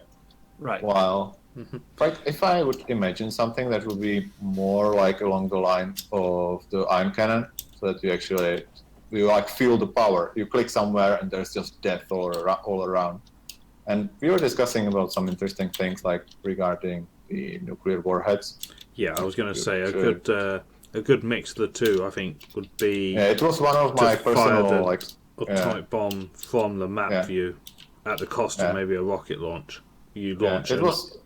Exactly. It was one of my suggestions that we would utilize the rocket for. That you would put like an extremely expensive warhead inside of the rocket instead of the satellite. So for the satellite you get science packs. For the warhead you get obviously the missile. A big bada boom. And then you just click on the map and you just see everything disappear. Yeah, and that's a very it's balanced as well, because that would be a huge amount of resources to kill one biter base that you could go over there and do yourself in 10 seconds, but you're just too lazy to walk the 5 minutes over there to get it, and that's Factorio. It's like there's many ideas like this. Like, for example, I would like the destroyers not to be capsules, but they would actually deploy from a combative roboport in our armor. Yeah. Because but it's just like these are like just small improvements to how the combat works, but you still have to go there. But there's many ideas what to do so that you don't even have to go there. Like, there's the idea of the artillery wagon. So you basically have a train that's riding on your network, and it's just shooting everything like in a large range. But I don't know, it's like I feel it's okay for like cleaning the expansions, but you have to build the rail first there. So it's like, okay, I already went there, already cleaned it, so why should I make the artillery now? Well, it could be useful because if you're expanding rail lines into enemy territory, which we were doing yesterday to build outposts, if you had an artillery thing and that had like a range pointing forward, like an arc, like a gun turret, or a flame turret with a minimum range, as you push the rail line forward, this artillery train could literally clear ahead of you. Yeah, certainly. I can definitely see like its benefits. I can totally see that it would be useful. I just don't think it's the ultimate answer to everything. I think it's definitely good. But it sounds like a lot of fun, and I need it in my life. I think how much to make it happen? Like I think if there's something like a combination between the artillery train, the nuclear warhead, and maybe something else, and I think that would be enough to really make the combat in the late game like, okay, I don't care, I just clear the biters. But that's the point. You actually care. It's just you don't need to go there. Yeah, exactly. And like especially the zoom to map and all these features now, it just suggested so much. Like I'm actually now getting to the concept of the wall. I'm not sure if you noticed it, but at the total edge of the factory in the north, like actually well beyond the edge, there's a wall. And the idea of this blueprint is that it's just able to build basically itself. So it passes. It passes everything it needs to build itself over, and you can do it from the map, which is really cool. Yeah, so I can actually show you right now. It's actually I just placed a blueprint there, so as you can see, first it's going to clear the trees, and then it's going to do the things.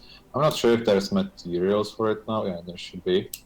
But that's the point. Like, I'm standing here in the middle of the factory, and I have my wall expand on the edge, and I don't even need to go there. If I have enough materials, I can do this at 5 places at once. I don't care. The only thing that actually stops this right now is landfill. And today morning it was trees, because if the tree was on the distant edge of the roboport, the first roboport wouldn't be able to clear it. So haven't they fixed that by expanding the construction range of roboports? I did that today morning when I was testing this wall. It's basically directly to fix this kind of idea that, because previously I've increased the construction area to 102 to 102. And that's to be able to even build the roboport in a clear area, because before you couldn't. And now you can both build it and you make sure that it always works. So it's just like a proper fix to the previous idea. And you see now that there's actually robots going on the belt. The main robots are stupid. They don't build the belt first. So yeah, eventually they'll get to the roboport, and then they will start building the second half of the wall, and then they will do the rest. So I guess that leads on to the question that's now just come up. Bots placing landfill, yay or nay? I would like it. I have no idea how complex that is to do. But Would it not be the same as them placing concrete or brick? I think same so. Concept. Well, theoretically, I have no idea how the internals of the tile correction logic and in general the terrain works, because whenever I ask like a question, hey, can we do these very specific water edges? And they're like, it's tile, this isn't a tile, and this is like some very special programmer thing, and the discussion usually ends that I just see that it's complicated and I give up with the idea.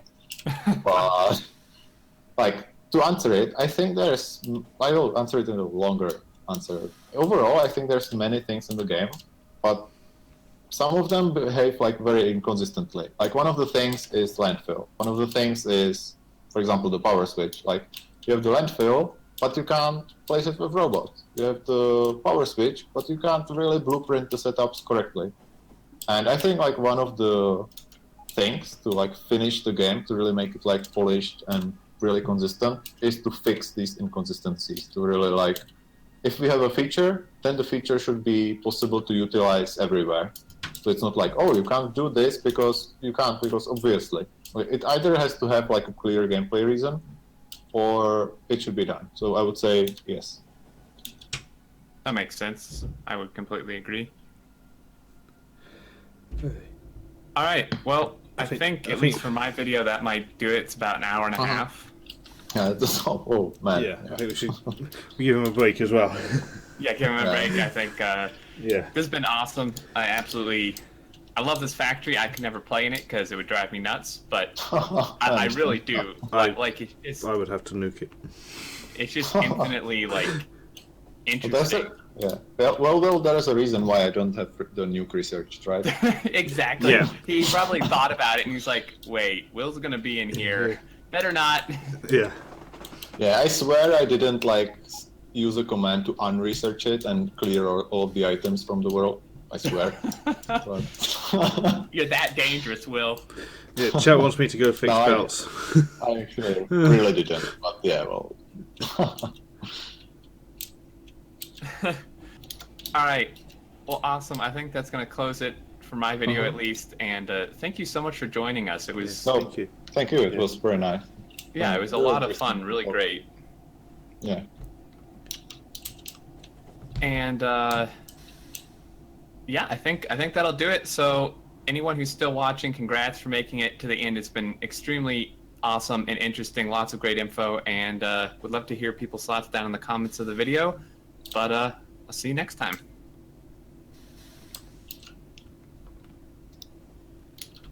All right. Oh. Also, hello everybody in chat. Oh, 330. It started off at 100 when we started. Now it's 330. It's been creeping up and creeping up.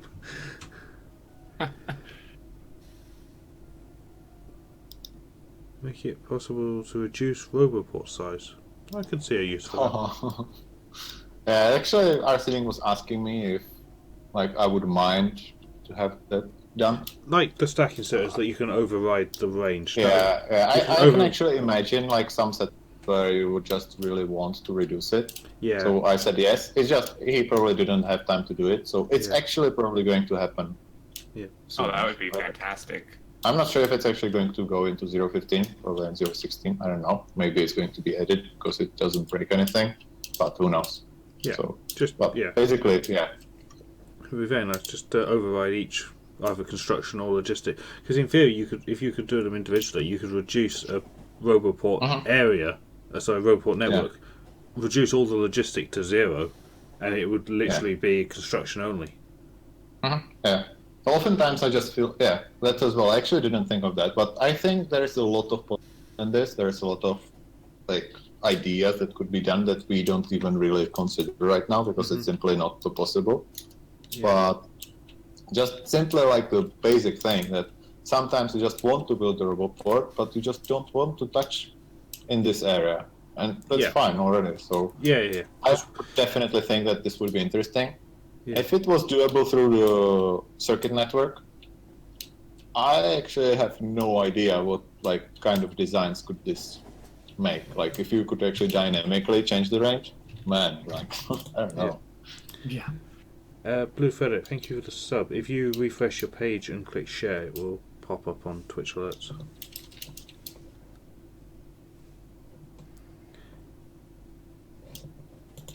I love that chat is not bored at all of watching these trains.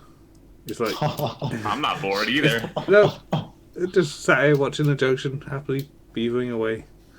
I'm just wondering right now why the hell where is the steel? Like why is it missing? Because the engine production is not there. Oh, because iron plates aren't being delivered to the steel production for some reason. You could watch the trains for too long. Yep. Everyone's just waiting for Exterminator to walk into the track. I'm not moving. I Just haven't being touched me. my keyboard in like 30 minutes. I'm not even going to go too close to the main junction anymore. I'm just going to take a train to the steel thing. Let's see. Put it as my screensaver. I need this as a screensaver. Yeah.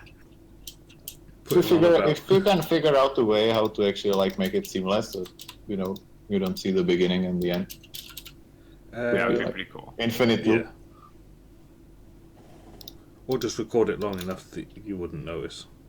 If there was a point where there was no trains in the junction, that would be Right.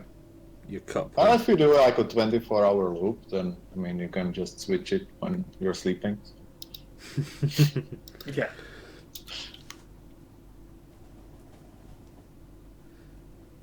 Of course, chat's now working out how to kill you. They want me to rip up the track, belt you there, and then put the track back down again. Yeah. Wow. It's not even our map, and they're still trying to get me killed. They've had 2 train deaths as well. Yeah. They're not happy until it's me, apparently. Yeah. By the way, just a small mention about the wall. The combinators in there, they're actually completely unnecessary. It can be done with a very, much more elegant solution. Just I actually request an did it active. today, exactly, yeah. Because the idea of this, it's like the wall is checking if it has enough resources, and it sends the excess to the next wall, and at the same time it's trying to check if the next wall doesn't have too much, so it's not overfeeding it. So it's just, stupid overcomplication, while you can simply request from the previous cell and just be done. So Yeah. I actually did that today. The wall has like, I can actually build it somewhere. I even have the blueprint here. I'm actually going to build it at the north wall, like below it or something.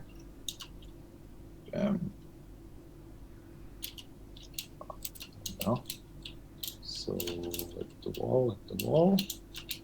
Okay, so if you look there, it's like much simpler setup where you have like a bunch of combinators that are actually used only for the insertion of the robots in. Oh, it's yeah, this is like the latest and weirdest layout, but whatever. The combinators are there just to control how many robots and when should they be inserted into the robot port.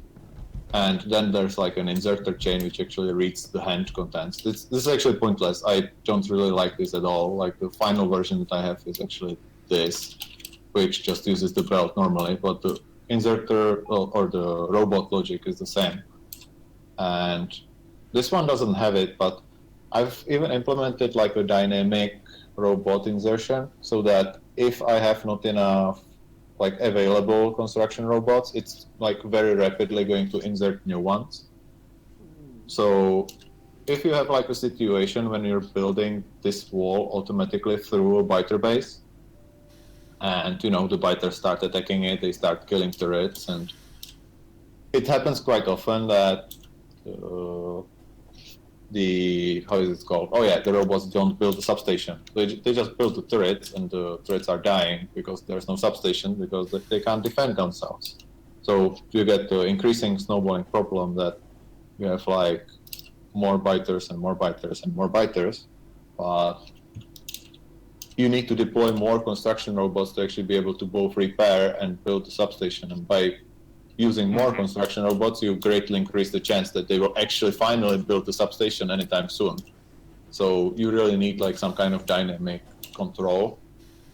Basically this setup that I have here, it's always trying to insert exactly 50 robots inside of the robot port. I mean, I could just change this arbitrary value, but right now it's 50. And even with this, it kind of works. Like the biters, they give some resistance, but over time they will just lose, assuming that you have the materials. But yeah, it's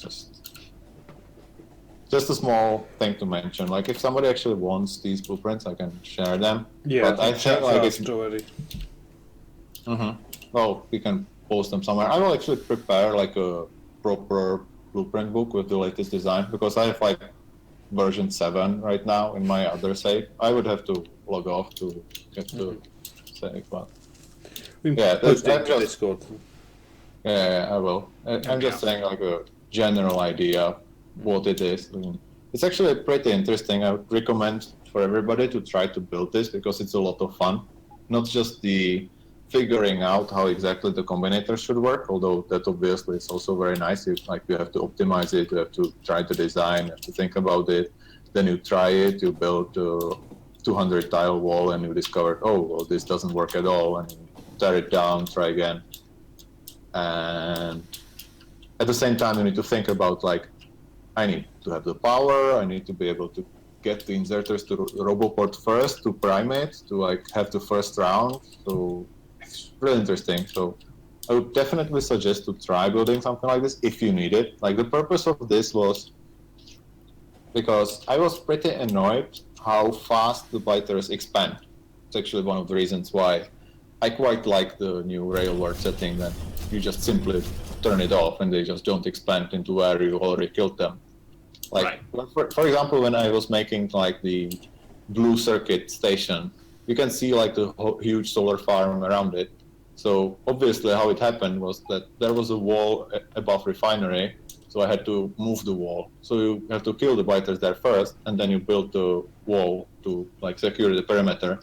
The issue is that when you kill them, they usually repopulate so fast that you can't even build the wall and you have to go there again. So it's like getting insult to injury. You don't have just to have to go fight in the late game. You actually have to go there multiple times. It gets pretty annoying. So what the wall is trying to do is that I'm trying to make the perimeter first, like building the wall first, and then kill them inside, so that I'm sure that none of the outsiders will actually come inside and populate it. So that's the main reason. Obviously, like it has other uses, like right now, it's actually at the time when I started making it, there was no like zoom to the map view and placing blueprints. But now, obviously, it's even nicer because you can just expand the wall without even going to the place, without having the auto placer for the blueprints, or at least the mod. So, Right. yeah, it's pretty cool. But there's many ideas that you can do with it. You can't really utilize this until you really have a lot of materials because it's pretty expensive to do it. But I can imagine that it could be interesting for somebody else who has a big base and just wants to make a big perimeter wall. Yeah, definitely. Also, like for example, there's the idea that it's actually separate cells. So when you build a big wall and you have a corner and you have like a zigzag, there's always the danger that the robot starts flying over biter bases. And Yeah. this basically completely prevents that because they always stay inside of the walls. So I think that's like one of the nicest things about it that I really like, because it's like a war wall. It's like meant to go inside of the fighter territory, and it doesn't care. It simply works. Yeah.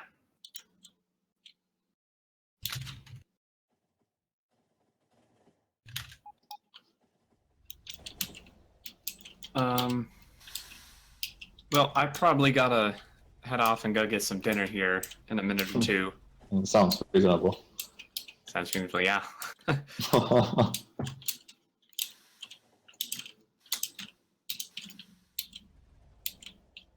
You got anything else, Will?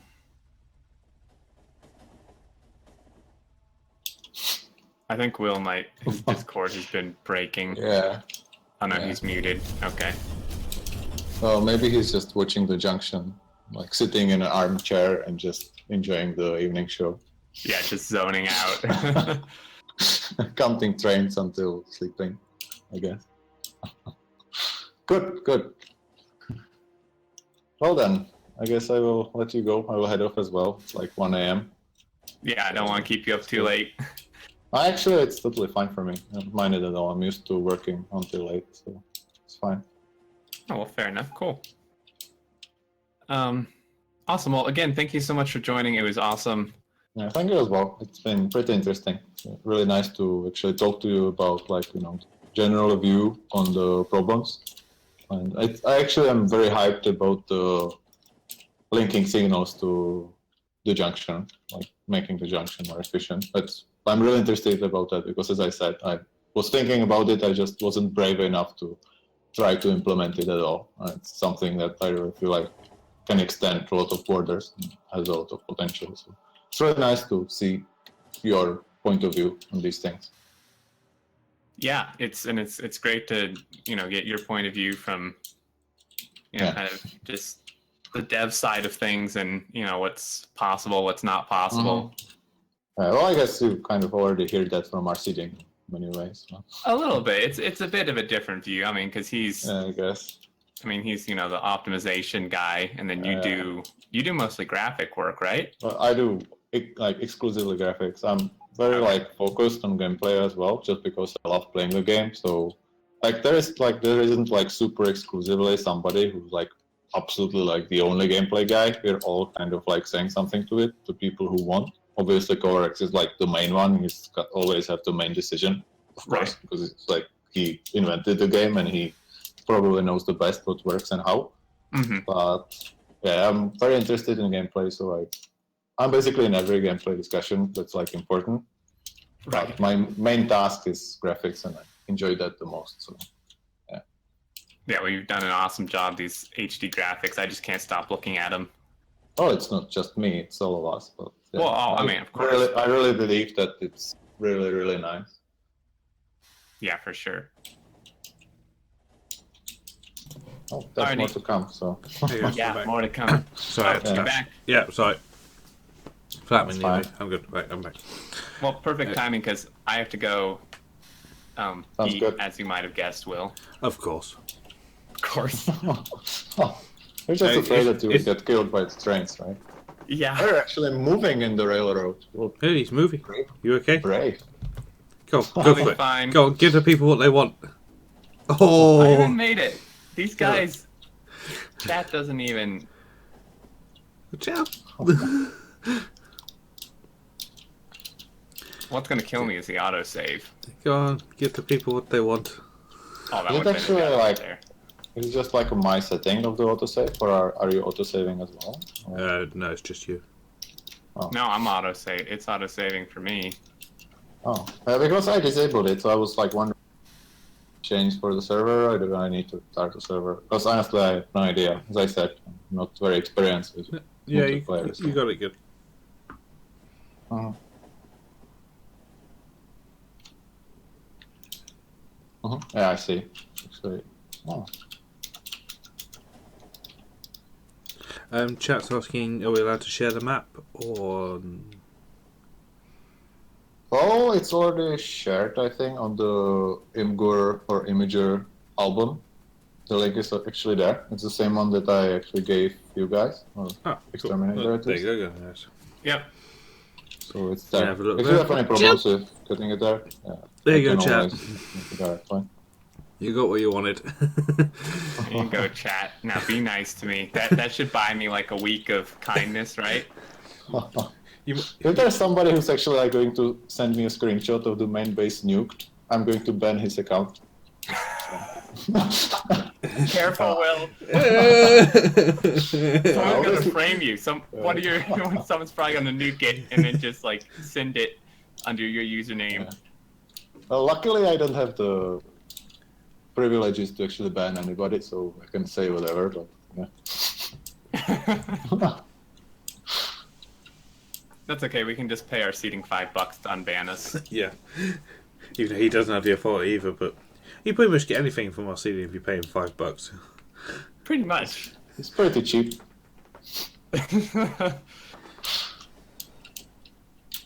Shroom's corpse is staining the screensaver.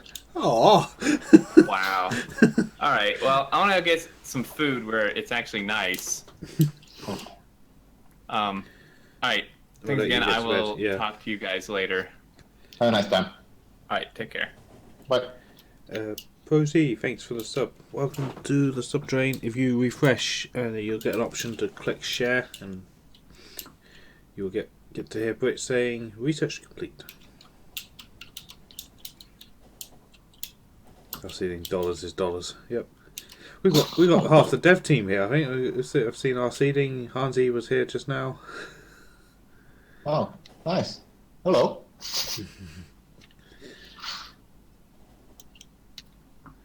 Sub for more exterminator death.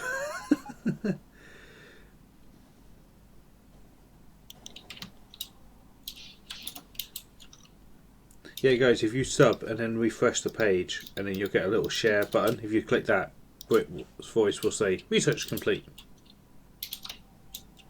I think our seeding actually hates this save already, because when I was playing it, I have quite a few bugs in the game. Like, for example, there was one which was particularly fun. Like, you have barrels in your trains, and if you look at my refinery, it's like there's the direct unloading into assemblers and then back. And what it was doing is that somehow the inserters went to sleep, and they woke up and they were still thinking that they're unloading into the same train, while the train was actually on the opposite side of the map. Something like along those lines. That I have like conditions on the trains where I know that the train leaves with exactly 400 full barrels and like comes back with exactly 400 empty. Yep. So I was sure that like this isn't like an issue of the build, and suddenly I saw that some barrels are missing. It was really fun, and like some other things. It was really nice. Yeah, our seeding's been great. He's been playing with us on our first playthrough of 15, and every time we get a desync, he's I saw the video actually. I was watching it at work, just doing things and listening to the chatting. So. Yeah. No. Every time we get a desync, he's I want that desync report now. Yeah. I have something to fix. Yeah, that's good. Complete. There you go. Dean just subscribed. Thank you. I did this a while ago. Okay, but yeah, it's just come up now. There you go. But so now you heard research complete. If you sub, you get a science pack. If you subscribe for 3 months in a row, you get a green science pack. 6 months, I think, is blue. A year is purple, and 2 years is yellow. And Twitch doesn't go any further than that. Otherwise, you'd get a white science Research pack. complete. I wanted to say that it would take white one, but too bad. Daddy One, yeah, thank you for the sub. Welcome to the sub chain. Huh, I think the steel smelting is actually insufficient. Yes, the science packs are so expensive these days, especially on Yeah. iron. Yeah. They were actually even more expensive. The Level blue 2 and the assembler. purple one, Yeah. they were even more because level 2 assembler, and for the production one we actually reduced the price of the electric furnace and pump jack in steel. It's actually less. Yeah, because on our simulation map, we've taken the science pack recipes of the time, which I think Yeah, I know. are ceiling. Yeah, and we built it for blue assembler or level 2 assemblers for blue science. And my God, that was expensive. Yeah, I reached basically the same conclusion. Like when I was building in the game, I had like a relatively basic, like let's say early game factory, and I had something like 2 full belts of iron plates just for the assembly machines. Yeah, we had. And then like 1 belt into the advanced circuit and 1 belt into the engines. So it was like completely disproportional and overall just ridiculous. But yeah, I mean it's still a lot. But I really like how it drags the game more, so you actually make your choices more. Because as you were actually saying somewhere a few days ago that I watched, you said like it's always the case that the research is way ahead of you, and you're basically just building, but you already have so many other things researched. Yeah. And it's actually one of the things that I really don't like when I was playing. I actually very often limit myself to, let's say, 2 or 4 laps in the early game, just because I want to take it slow. And especially when I build with Rails, it's like just setting up the rail network takes me 4 or 5 hours. I don't want to like research everything in the meantime and be like, okay, now I can do everything. What's next? So, for example, I was playing a Death World map lately, and it has like obviously the big amount of biters, but also the marathon settings. So it's like expensive recipes and all the technology prices times 4. And you really need to consider like what to get, because not only are the biters like evolving very fast and growing, but also like you just can't afford to spend 800 packs on tool belt, for example. So you're used to having 2 rows of the main toolbar all the time, and suddenly you're like, do I really want it? Am I like absolutely sure? Or for example, I don't even have the circuit network, so I can't have like a proper refinery build. I just have some refinery somehow working. I just have pumps. I'm trying to prioritize, like the pooling from the tanks. So just I take constantly bootstrapping it just to stay alive. Yeah, exactly. It's actually very fun because it makes it puts you in a very like not very comfortable situation, but you really have to think and try to just use the tools that you have, and it's really interesting. It's a very nice thing, and as I said, mainly it's just overall the game just drags out a bit more. Even though I think for newer players, for example, the marathon is like utterly retarded because it's just way too much. But overall, I really like that it actually makes many of the like technologies. For example, is this technology purple or blue or yellow? Oh, it's actually like now it makes a clear difference. Like it's really like a big step in every single one of them because it's just really substantial. Where before it was just like, red and green, okay, and then blue was just absolutely like way more complexity required than the previous ones, and the purple one was just a joke. So now it's like thanks for the sub. Now it's like really substantially different. I really like that. I think it's really, really nice. Right now, I was actually a few days ago, I was actually thinking about like some new, like expensive recipe presets. Like it wouldn't be called expensive; it'd be something specific, but it would be like I don't know, like some crazy ideas. Like you could do some weird game modes just because there's not really like necessarily a reason. Just the amount of replayability that you get suddenly. Like right now, there's all these presets, and it just suggests that you want to try something else. It's like it's really nice. I really like that. Yeah. And I think that goes back to what we were saying about the map setting as well for the RSO type, because the train world is not train world.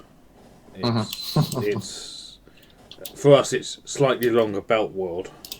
Right. Well, for me, it would already be a train world, but I understand your point. Yeah. Yeah. So doing like extreme rail world or something where, I mean, just take the normal map settings, but just have it delete 1 in 5 ore patches. So it does its generation and then just deletes 1 in 5 of them randomly. Yeah, I'm not sure if it's that too would break easy it up. Yeah.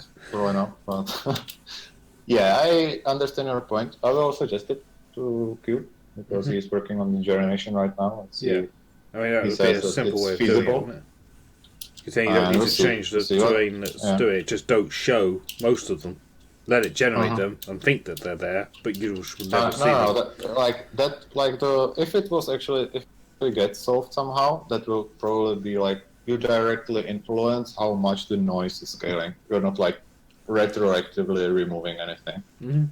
So I think like if it's going to be solved, then like with a proper solution, but you're actually saying, oh yeah, it's less.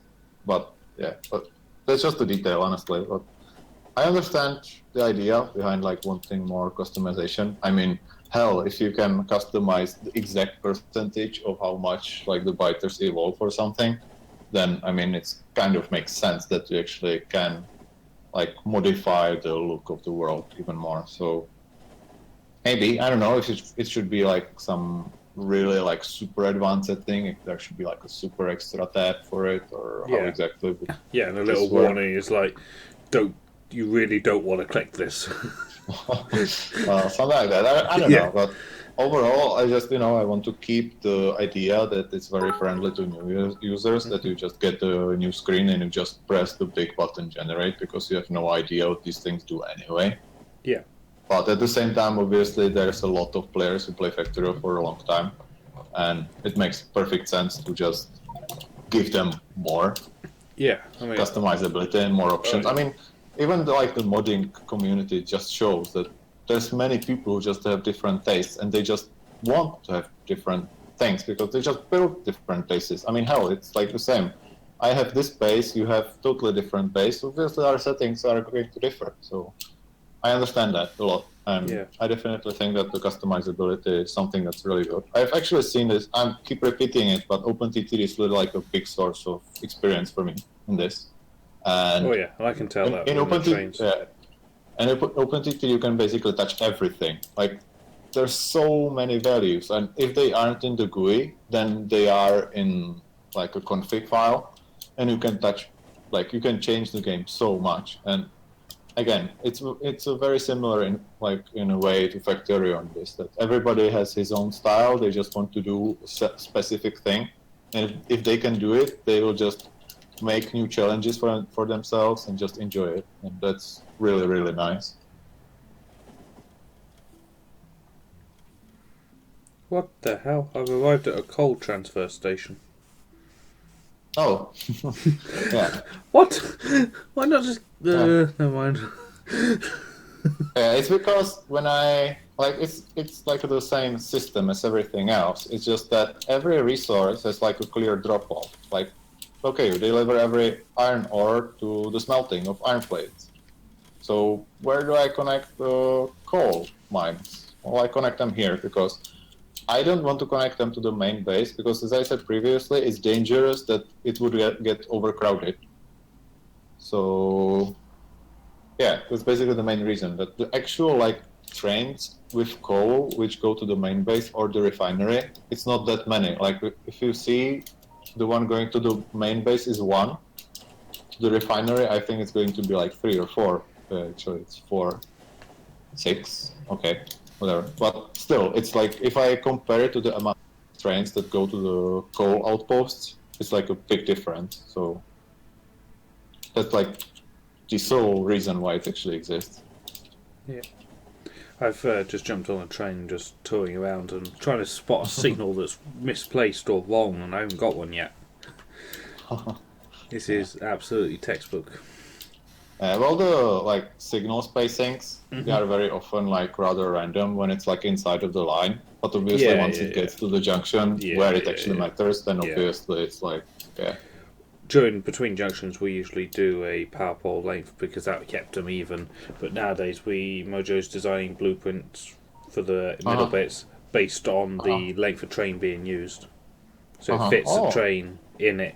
So the trains can literally queue down the main line, bumper to bumper, yes, if needs yes. be, because the signal's been perfect. Which is, but then Well, that's how it should be. Yeah. yeah, and when you're covering long Hard to distances, it implement actually it. match it. That actually is beneficial. Whereas if it's a short distance, it doesn't really matter. Yeah. Yeah, that's really nice. Like, yes, I could say again like 100 more things from OpenTTD how that's so important there, but Yeah, you know exactly because it's exactly the same in Factory. So yeah, and we can say that it's For those that don't know in chat, it's like when you're on a main line like that, you need the spacing to be if it's the same length of the train and the same all the way down. The real railway term here is chasing yellows. The train behind it will be at the same speed and will maintain the same distance to the train in front of it without ever slowing down, and the one behind that, and you can get maximum throughput of that line. yes, yeah. I've actually done a very special thing in OpenTTD again, and that's like you have a special kind of joiners to the main line, and you're making them all join the main line at exactly like the timed spaces. So they basically have no acceleration distance. So it's like the absolute minimum that you can get trains, like the closest.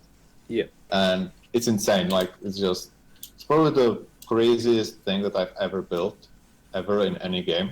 It took like hundreds of hours, and so it was like extremely fragile system. But I'm actually wondering, like, if something like that would be feasible in Factorio. Like, if you built the signal on every tile or close to it, you could basically get trains which are literally just next to each other. Yeah. Problem is then in Factorio, the world is infinite, so it's always better to just build 20 rails instead of like one super balanced or like super hardcore one. So yeah, in there it made some sense, although I guess when somebody saw it, it was very limited. But yeah.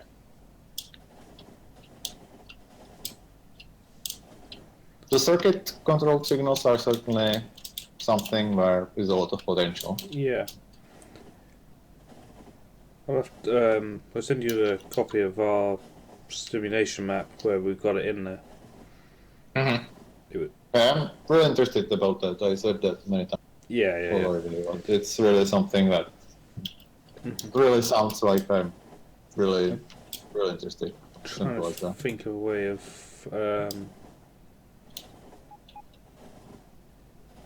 it would take me too long to upload the map. It would take about 20 minutes for me to upload a map file because my upload speed is really bad. That's fine for me if you can keep it up with the streaming. I don't care. Yeah. You can send it to me whenever, right? Like, yeah, I'll send it. Yeah.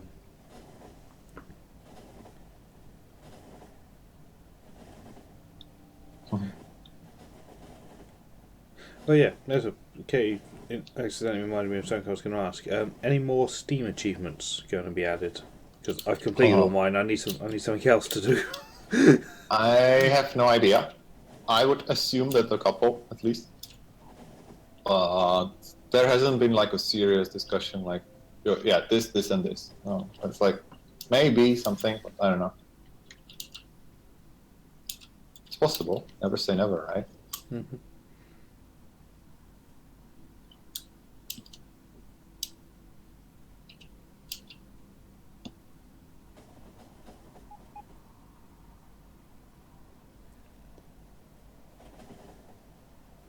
Apparently there's been an achievement idea posted to Reddit and chat's loving it. It's been a thing like you couldn't walk, you would have to move yourself by belt.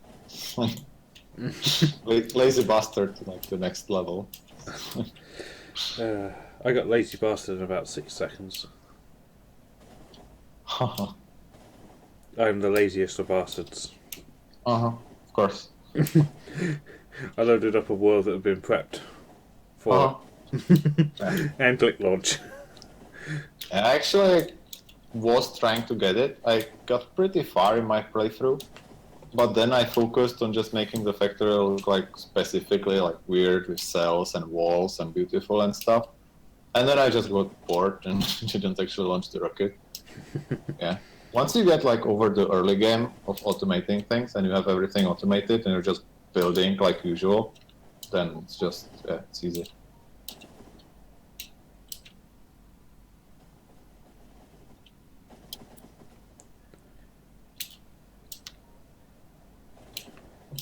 I actually kind of wonder what will we do with the 8-hour achievement, because I'm pretty sure that in single player it's utterly impossible right now. That's someone in chat did mention that they said, will it be Yeah. extended, or because we was advising in 14 everyone get it that wants it, because 15 you're probably not going to be able to get it. I honestly have no idea what will we do about it. I would assume that we will just increase the time limit, but I don't know. Yeah. Well, we'll have to see what anti-elites can do. If he can do it. Trust him a lot, but If this he, is a tall order. Yeah. If he can't do it, then Yes. then it needs changing. I think that should be a good thing. If he does it, Yeah. I think the only way right now would be like a really well coordinated multiplayer group. well, that's already been well done. coordinated. They've done it in 3.5, I think. Yeah. And that And was 015? 15.0, yeah. Like, Oh. blind. I'm pretty sure they did Nice. it in 3.5. Nice. No, sorry, Team Not Anti did it in 2.5. And that was blind. Wow. That's pretty insane. But yeah, it just shows that it's not actually that much harder. It just needs a lot more production and a lot more everything. So if you have more people, then obviously it's just you get there. And planning and teamwork and organisation. You can't be hanging around, just always do something. Yeah. Yeah, that's a thing I was actually quite amused with. Like when I see the games with a lot of people, most of them are actually just running around without actually doing anything. Yeah. Because it's just there's so much things. So I can totally imagine that just just making them do things, just organizing them is like a pretty hard task.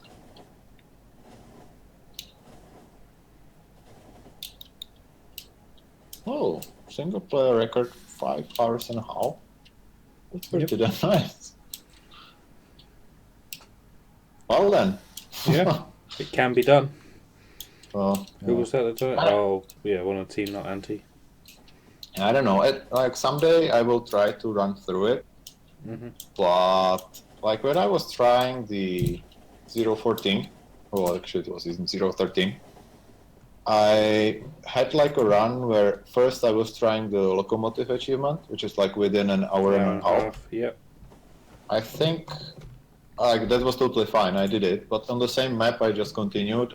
I did also the within 8 hours. I think I had like something like 7.5 hours. So I lost some time with the original with the locomotive, but it was like blind. I basically did a speed run for the first time, so I could probably do it a lot better. But you know, it was just to see that if it's like reasonably possible. I didn't need to like optimize myself and be sure that I'm like making a super great build. But just like if it's like reasonably possible for a reasonably new player. And yeah, I'm pretty sure that in 015 it's just a totally different league. Because like these guys, like anti-elite and these people, they're like specialized in speedrunning. They're like super good at it. So yeah, if they make it possible, that's like cute. But at the same time, I'm not sure if that's necessarily what the Steam achievement should be. But that's a big discussion to have with many other people. So yeah, I just jumped on a moving train. I'm quite proud of myself. What's the all-time consumption? You see, these are the questions. 79 million copper produced, 52 million iron. Where's the green circuits at? 26 million. Ha! Only 1.2. Only 1.25 Steam achievements. Come back when you got 10 Steam achievements.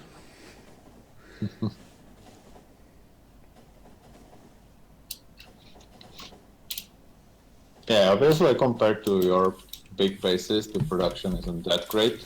But for me, like the 20,000-30,000 of iron plates, pretty nice. I probably didn't have this large factory before, so I'm pretty proud.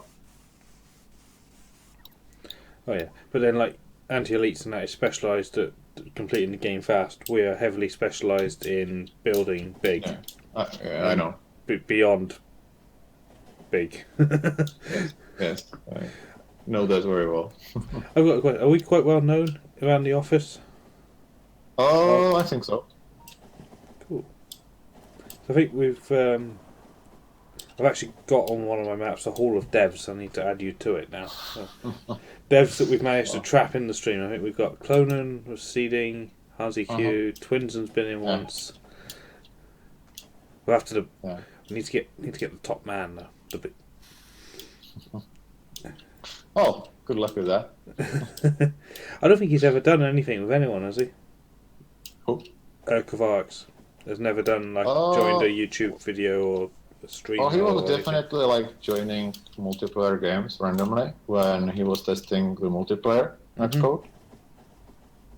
But other than that, I'm not sure. Maybe he sometimes joins some communications, but honestly, I don't monitor him that much. Or at least I don't admit it, right? No, I don't know. I don't really have any idea. At the same time, like, I didn't really talk to anybody like this before either, so I just talk to people on Reddit and on forums, and that's it. Yeah, I've seen it on the forums. You do the Friday Facts quite often. Oh, sometimes. Only the bigger ones, right? Yeah. How long did it take you to write out that Friday Fact for the version 15 release? Do you want to take a guess? 12 hours. Oh, almost exactly. Like, including all the pictures and taking pictures of the place, it was about 14 hours, like, including everything. Maybe, like, up to 16, including, like, the last touches to the base album. Yeah. But something like that. Well, I read it about 4 times and did a 30-minute video, an hour-long video on it, I think it was. Yeah, so. I know. Yeah, I watched it. Yeah, like, most of the text, it's like I had that written in, like, an hour or something, but the pictures are what takes the most. And, like, I had the text, like, pretty thought out. I usually, like, spend time in the subway thinking about these things, and very often also, like, writing them actually down on a paper or in my phone or whatever. The pictures are always what takes us so much time. Yeah. I actually even had to fix some sprites because I just found that I made the high-res refinery. Like, there was a bug in some of our Python processors because I saved the picture incorrectly, and then it like caused some other things. I actually had to fix some graphics first in order to actually have it correctly.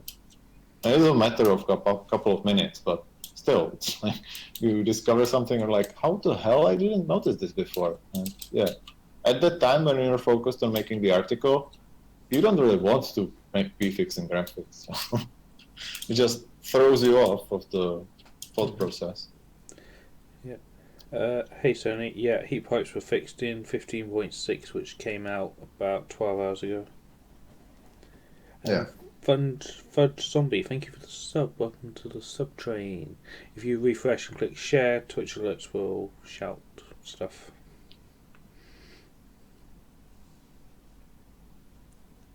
See you, Brett. Thanks for your help. Take care.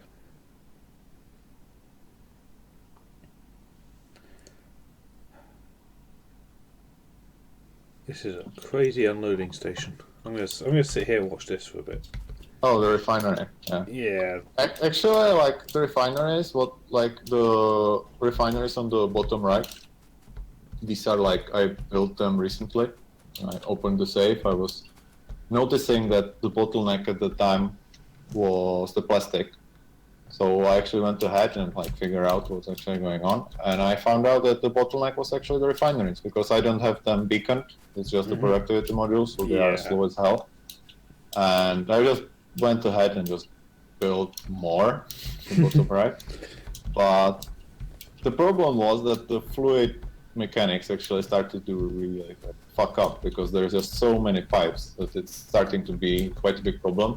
Yeah. So I actually started to consider to actually tear the whole refinery down and build it like based on belts with barrels, because now we have the Omni barrels. Yep.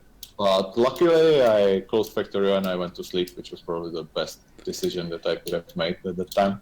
Yeah, definitely. I mean, people, whenever someone asks me what's the goal of Factorio, and my You answer mean is, like, huh? yeah, the true goal of Factorio is to stop playing Factorio. Yeah, I've read that opinion already. It's actually a good idea, because all the time you're actually trying to play it less because you're making things that do things for you. So it's a kind of correct thing. But yeah, I think there's many things that you can say. To me, the goal is simply the infinite loop, that you just get lost in the cycle. I was actually describing it in the Friday Facts with space science. It's Definitely. just you just do this thing, you expand this, and suddenly the other thing is a bottleneck. And unless you like calculate your ratios of the whole base so that it works absolutely flawlessly, then I found there is an escape from that loop though. What is it? What the game engine can actually handle, the amount of objects you can place, because we keep hitting that limit. I'm not sure where it is yet. Apparently, this amount of belt is over the limit, so. But we won't be using belt when we go stupidly big. We're going to continue. Honestly, in 0.15, you have to build a retarded amount to actually slow the game down, which apparently I have done here, but as you say, in a very inefficient way with the belts. Yeah, and I've just looking around, even using belts, I can see tricks and ways of you doing the same thing with less belt. I'm pretty sure about that. I'm sure that's possible. But as I say, I don't really build for the UPS, but I was actually like looking at the like recent Reddit posts of 0.14, like the 10 RPM or 15 base or something. Like how the hell can you get far like with 0.15, and even like further after that with the newer versions? It's like it's pretty crazy. That's really good, of course. I mean, it's probably only going to get better because we're optimizing it all the time. But that's really good. Do you know the timescale on the belt optimizations? Or is it 16 now? Version 16 being pushed to? I don't really know, but possibly, probably. But because that'll make a huge difference to this sort of map. Because they, I read on the Friday Fact they were grouping belt together if nothing interacted with it. Yes, there were many ideas. I'm actually not sure like how much or like which ideas actually made it. Like one of the concepts was actually that you would like if you have the belt like line, you would actually say, okay, this belt never interacts with this other belt, and you would simulate them on each core. So you could actually multi-thread them in that way. But I don't know like if that concept was at all like attempted, or if it's actually the plan, or what's actually going on. But I know that we actually tried to merge the current version of the belts that we have, and right now like it's very like raw, it's like very unpolished, and it needs a lot of care. And it was basically focused make it work instead of make it work as fast as possible. And like the bonus that we get right now wasn't so much, so that it wasn't really worth it to actually put it in the game for the danger of breaking everything, because it's like one of the things that can just desync and break the game completely in many ways. Oh yeah, for sure. If it's not ready, then yeah, right now it wasn't ready, but I mean, if it gets to what the concept promises, then the numbers could be pretty crazy, like I don't know, 10 times faster belt updating or something. And I'm honestly pulling these like numbers half out of like my ass because I don't remember exactly, but that's basically what I heard from the programmers. Like something like that is possible, but I don't know. It's like I heard it on some lunch or something, so don't take it too seriously. But if it like makes it in the form that it was meant to be, which I believe it will because it's still being worked on, then I think that can be like seriously better. So for this kind of base, as you could say, exactly, that will help a lot. Yeah, because our bases have moved away from belts because our determination to get bigger numbers meant that we had to. And we're going to continue to use all of our UPS saving tactics in 15. And we're spitballing that we can build maybe twice as big as we did Yeah. Yeah, I'm probably going to, like, if I'm going to play this base any further, I'm probably going to tear down the belts at all of the outposts. Like, Yeah. it's going to stay at the main factory, obviously. Yeah, but pop-based and outposts. the, like, iron plates and stuff, like, there's just 16 belts just going all the way, and then 32 and whatever, and it's so much. I can really save a lot in there, and really, it's not really giving me any, like, benefit in the gameplay, because, as I said previously, And it's just something that produces stuff. Yeah. And how much time do you actually spend at outposts? I've seen a lot of run out completely, which indicates that you've never been there, so it doesn't matter what it looks like, because you never go there. Yeah, I don't care. It's the base that matters. Yeah. It's like, I just, like, you mean like building new ones, or like revisiting the old ones? Just in general, I mean, if to save... And do you mean like outpost, like the thing that's actually mining ore, or like... Yes, that's what we call outpost. Yeah. We call it... An outpost is the mining drills on a patch. Yeah, I'm trying to minimize this time. Like, first, obviously, I'm researching the mining productivity. Some of them even have the productivity modules. I'm trying to go there as little as possible. I even have a train in my base. I think it's called... Oh, I don't know. What... There's a station which is like just for exporting supplies for mines. So I go somewhere, I drag the rails there, I build a station, and I let the train automatically bring me supplies, so that I don't need to go back and refill. Okay, so it's called General Export Mine Supplies, if you want to have a look. But it's just a train with all the supplies for a miner that I need. And yeah, I usually do it like in batches, that I build, let's say, 10, 15 outposts at a time, or let's say 10. And then for a long time, I just continue building the factory, and if I feel like I need to add more, then I just add more all at the same time, just to, get it done really fast during the drill.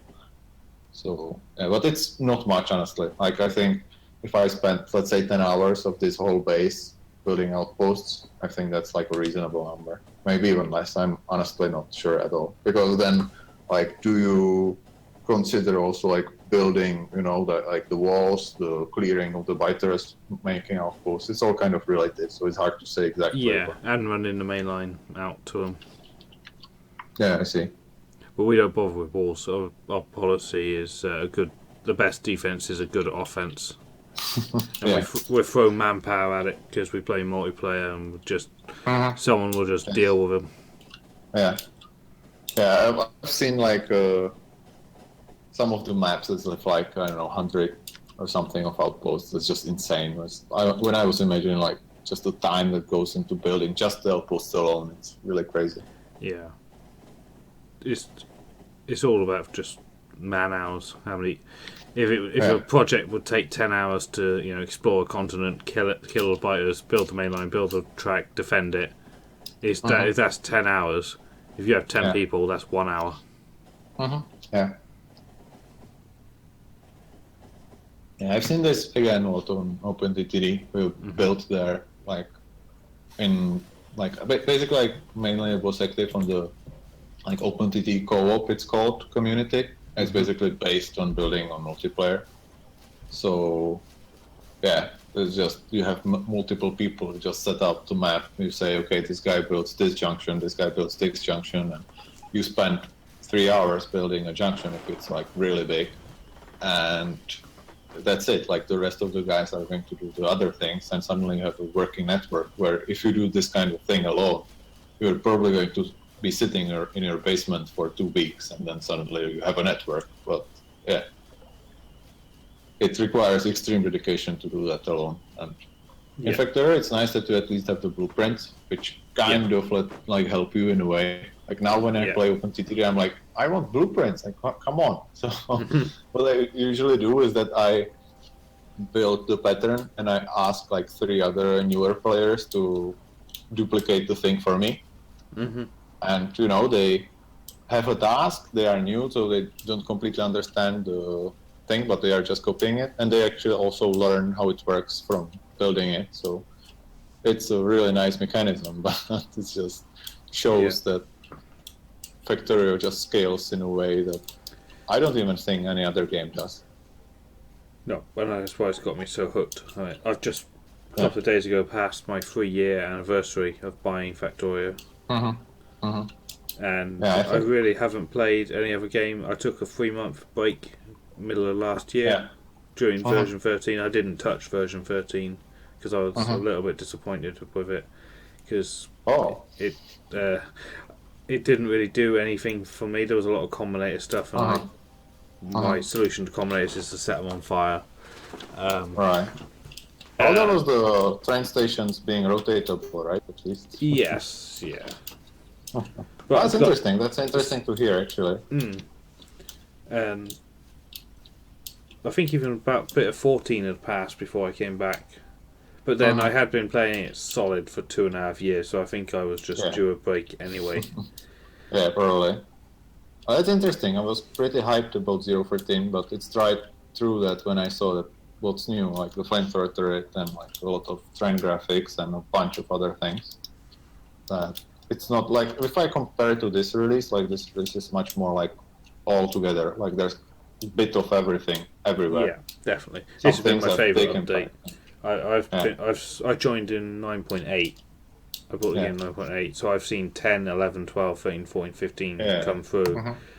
15 is by far the best. 12 would be second. Reset to complete. I started in 0.11, so I've seen 0.12. Coing, thank you for the sub. He says thanks for an awesome game.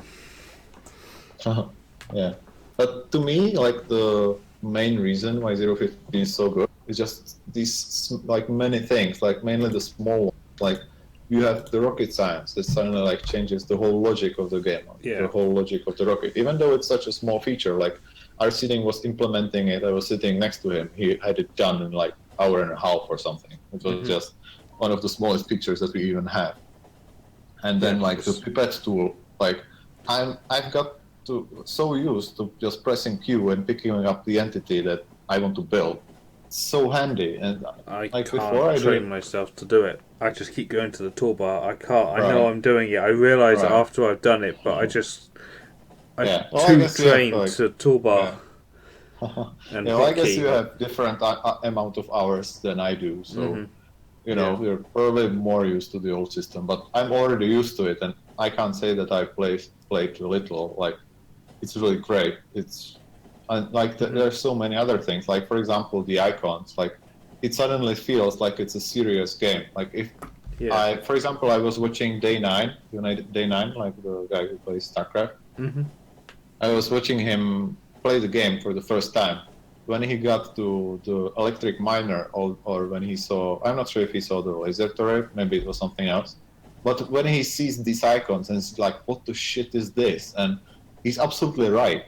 And at that point, it's kind of embarrassing because you know, the icon is shit. You just need to find time to replace it. And now is the time when we finally did that. And it's such a thing where it's like super, it's a thing that drags everything down because you just see that it's extremely shit. And when you just see it, it just beats you in the eyes. Where I feel like now there isn't really icons which do that. And I was just about to say, as you're speaking of icons, these new ones are so amazing. They're making some of the old ones look bad. I'm trying to find a good example of it. I know there was one we spotted the other day.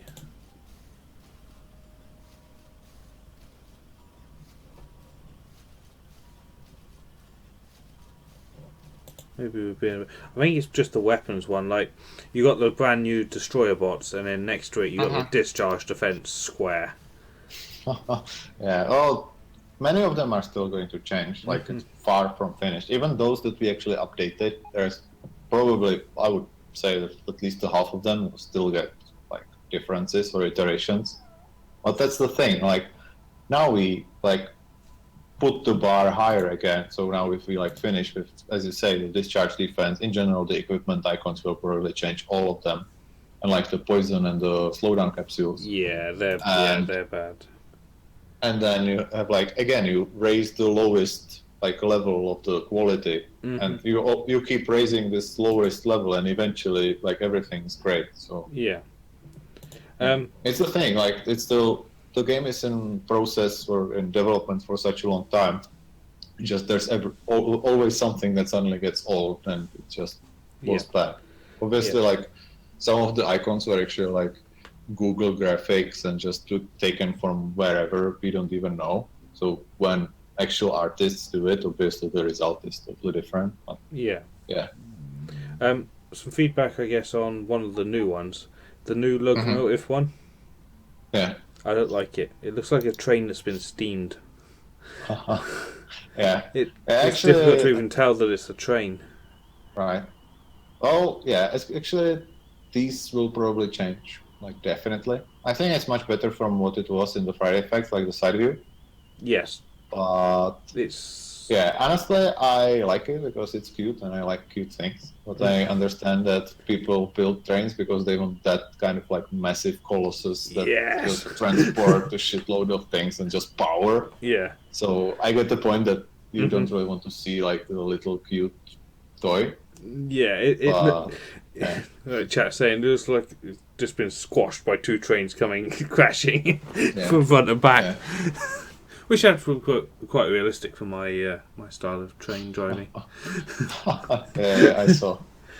Which one? Yeah, I have lots. The thing is that in most cases, to actually be able to like make the icon look nice and in general like clear what it is, you exaggerate a lot of the shapes. So, for example, if you look at the pump that's just above of the trains, you can actually see that like the cylinders and the pipes on it are like much fatter than the actual entity. And for example, if you see the turbine, it's like one giant thing on the top, just showing the circular shape. And it's just very often it's like a massive exaggeration, and sometimes it's like just an entity conversion. And again, that's another thing that probably needs to be much more consistent and changed. But overall, as I say, for now it is what it is. It's much better than it was, and it's probably going to be much better than it is right now still. So there's always room to improve it, and in here there is a lot of room, because especially when you are just maintaining this amount of icons. Honestly, I don't even know how many item icons there are. It's like 300 or something. It's insane. And if you add to it the technology icons and the GUI icons in the game, and you have recipe icons, and I don't even know like what else. It's just crazy. It's just really a lot. So just making them all look consistent, it's just so much. Yeah. Oh yeah, Krabbenon's got a good point. The speed module and the icons are better. Although if done off thrown with the productivity ones are red now, not pink. It's kind of okay because the other two are still the same colour, so everything's fine. But I do like the little lights. It's much easier to tell which is which. Yeah, actually, I had a big problem with it previously when I was, like, for example, upgrading the modules in furnaces or beacons from level 2 to level 3. I could barely tell like what's the difference. Now it's pretty clear. Yeah. But overall, mainly like it's an actual like physical object that's on the entity, and when you look at the entity right now, it feels like it's kind of there. It's consistent with what it is. But before it was like a super different style. I don't say wrong. Like there is very hard definition of what's wrong in art, but like when you see it, you see that the style of the previous modules was totally different, like from a totally different game. Yeah. And that's like the main issue that I had with it, honestly. Like it wasn't necessarily the shape, it wasn't necessarily anything else. It's just mainly the idea or the style that it had, and that had to change. The modules are probably going to get another iteration. I have no idea in which direction, but we'll see. But for now, again, as I say, it's just so much better. Cool. Right, it's 1 a.m. for me, 2 for you. Are you alright, or do you need to sleep? Because as you want, honestly. I understand if you need to sleep. I don't want to. I'm a night owl anyway, so. Yeah, that's fine. It's fine for me. I'm used to work at night as well. It's fine. Okay.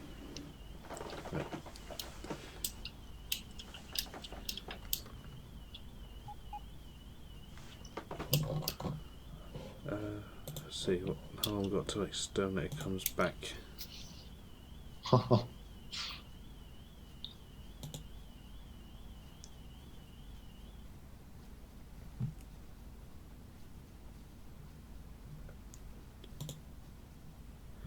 Can't think really well. You must probably about another half an hour.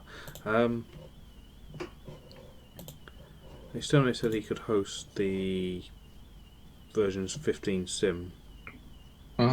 Is he? Are you still lurking around?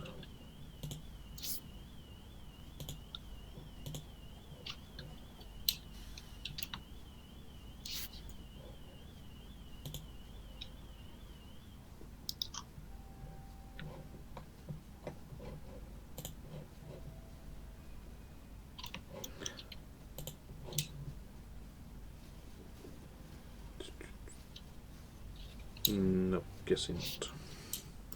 What about you? Are you able to throw up a host for the version 15 sim map? Me? Oh no, so I was just wanted to stone there. Oh. And I can show you what we did with the trains. Yeah.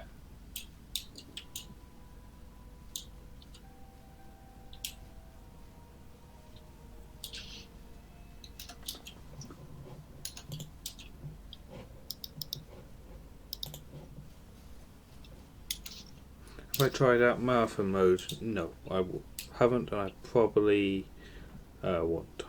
I don't like the idea of base game recipes changing, unless it's base game that's changing. I have to say, it's nice that it's like different, as I said previously. It just makes decisions a lot more important.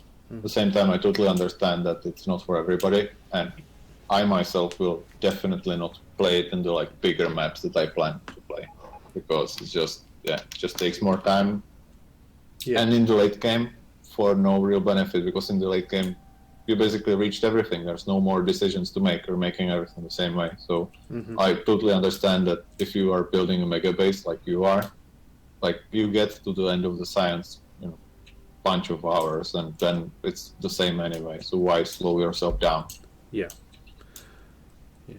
Well, you were saying earlier during the tour that you keep your starter base and you don't like the bases to always be the same. We don't. We see the starter base, even though yes, it's always the same. Yeah. We don't see that as the base. That is just the thing you have to do because the mega base is going to be what's different because we've got a new style. Just tear it down and just continue. Yeah. The starter base doesn't matter what happens because it's not the goal. Yeah, I understand that. It's just my point of view is different. Yeah. I guess I'm just not able to make myself a goal, which I would really want to achieve in a way that much. Yeah. While like throwing back away the things that I've built originally. I just want everything that I do to be like useful for all the time. Like I can't just stand the idea that now for the 10 hours I'm going to be doing something that actually doesn't matter in the end. I would probably just cheat the technologies if I wanted to do that. But I mean that's totally fine. Yeah. I mean, by the way, do you have some special plans for abusing the disable possibility of the train station? Like you can actually turn it off in the circuit network? You have some specific like idea for like big train system? Yeah. Well, more for unloading stations. So if you have say 4 stations for unloading iron into your smelter, through the circuit network, you turn 3 of them off and leave just one on, so all the trains will path to that one. Yes. When that one gets a train, the next one turns on. Yeah. And then you always have to have one on, otherwise all the trains will know path. Yeah. And cause what I'm thinking is that you could make like, if you disable all of them, you could have like a special fake station somewhere on the network which is reachable from anywhere. I mean, especially with double-headed trains, it's easy to do. And like you would have a condition like if I'm disabling all 4 of them, then enable the 5th one.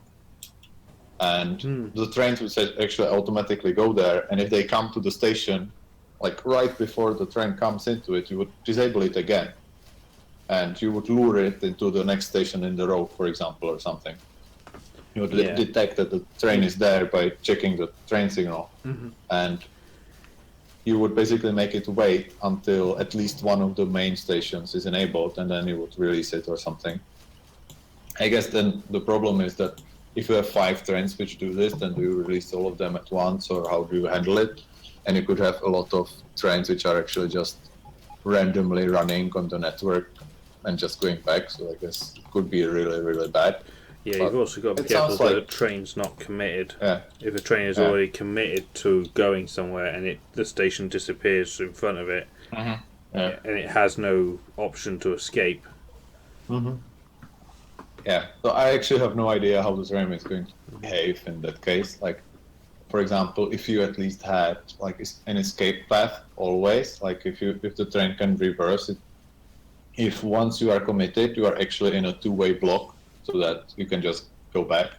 But I don't know if it has enough time to brake, if it stops immediately. I didn't actually try it. I was just writing down concepts so far. So yeah.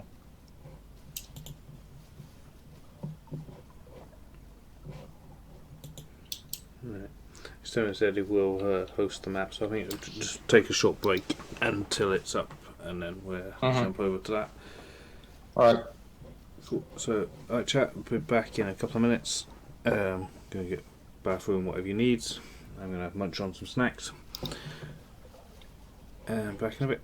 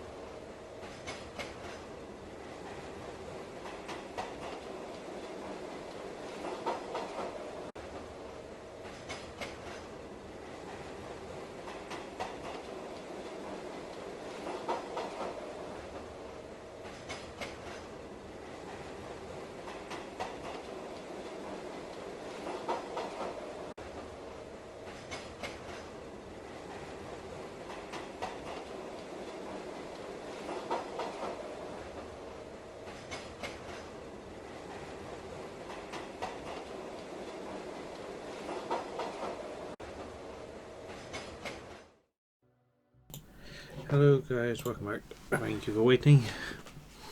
Good night to those that went to bed, who have already left. Back on the version 15 map. V is just downloading, I'm already in. A little bit of a head start. I don't know in what condition this base is in. It doesn't look good. Hey Fallen Sun. What have you done to the trees? The trees? Oh, gardening tools. No, I think they were there that way in the beginning, right? Yes. I don't know if this has power. We may have to cheat an accumulator in to run the base for us, because yes, we will. Alright, chat. What's that command that Arcedian gave us to give us a cheaty accumulator? You mean the electric interface? That's the one. Exterminator's on it. Thank you. I think it's electric energy interface. Yeah, you got it. We didn't play with power on this map. Yeah.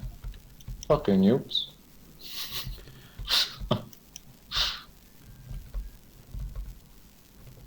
Oh, they actually don't have any power. I see. Well, I guess there's not much of a challenge in building a solar array. Yeah, we nearly burned KD3 out last time we built Mega Base, and he had to keep building solar panels, and he was passively aggressively attacking the base with them by getting closer and closer and closer to us with them. I see. How many, like, how much power do you actually need? How many gigawatts? 2.5 idle. Oh, idle. Idle. Unactive? Yeah, because there's a train deadlock, so it's not producing anything. Oh, A train ran out of fuel because the power was out, so it never got refueled.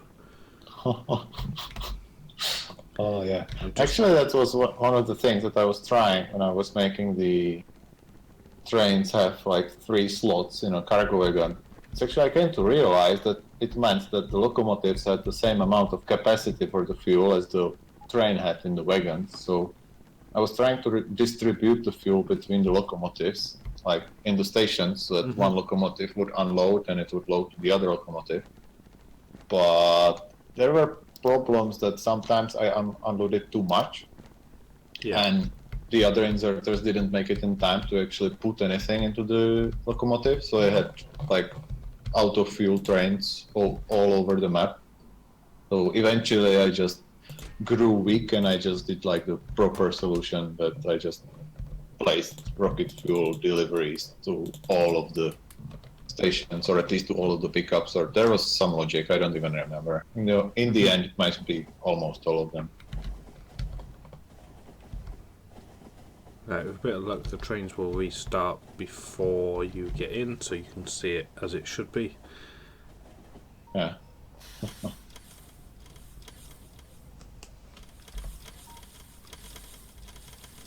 Well, I'm watching you on the stream, so Yep. I see what's up. I'm going to have to book myself a taxi, I think.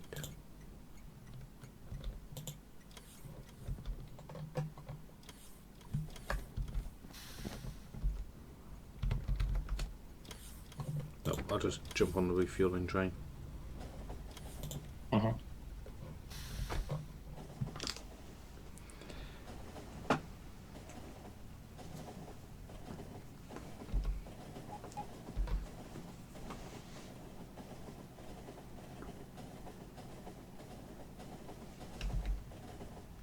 Right, we've got some train movement now.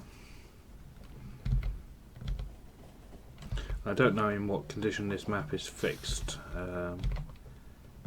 for the actual 15. Yeah, it looks pretty good.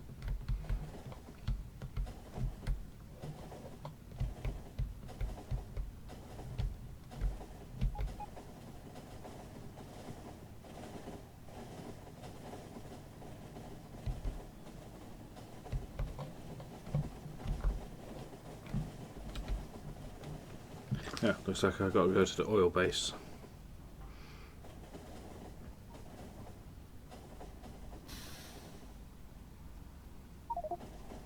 Hey. welcome. Hello, thank you.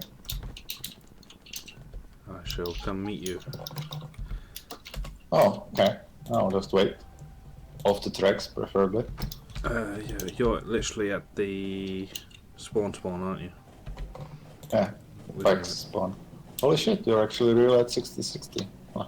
Yeah. It's a change to actually be able to run. There's some train in here. Oil. Oh, it's actually loading. Oh. Yep, I shall. Like 4 lonely. Stand clear. Oh, I can leave that train here. I don't die to trains easily like other people. Right, we'll leave that there for a bit. Fuck is this? This is ZF's celebration of version 15 actually releasing. He was excited. Nice. Yeah, I've never built this kind of display thing. I can see how it works roughly, but fuck. Pretty insane.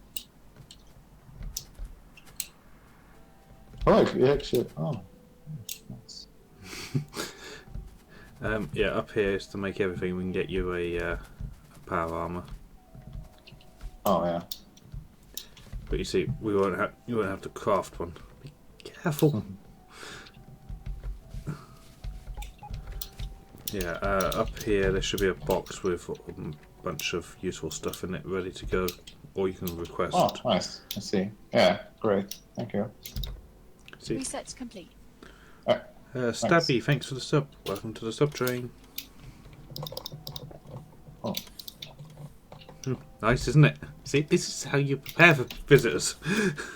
Oh yeah, I wanted to do that, but then I got stuck building the wall and trying things. I actually had a more recent save for you guys, but I just didn't have time to upload it. It was faster just was the game what I got. So. Yeah.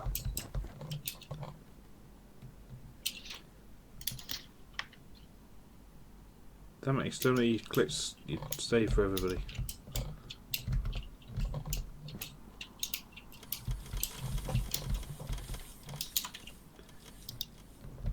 So yeah, this map doesn't actually have a piece of belt in it.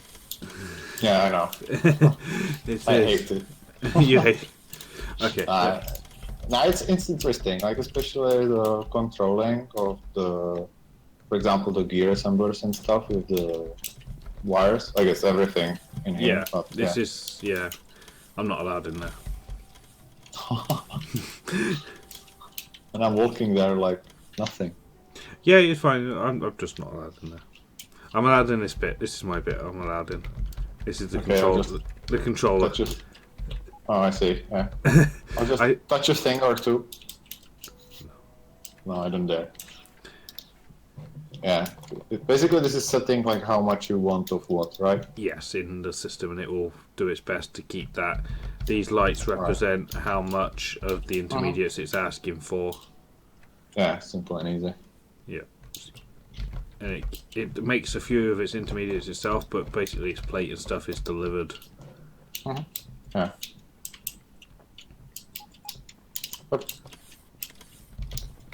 I have the fluid wagons. Yes. Yeah, actually the lubricant is the main reason why my factory actually had a refinery inside of the main one. Simply because you couldn't just deliver it. Had to have the heavy oil production. In fact, it's also the reason why the refineries inside of the main base, they're using the basic oil processing because it gets more heavy. Yeah.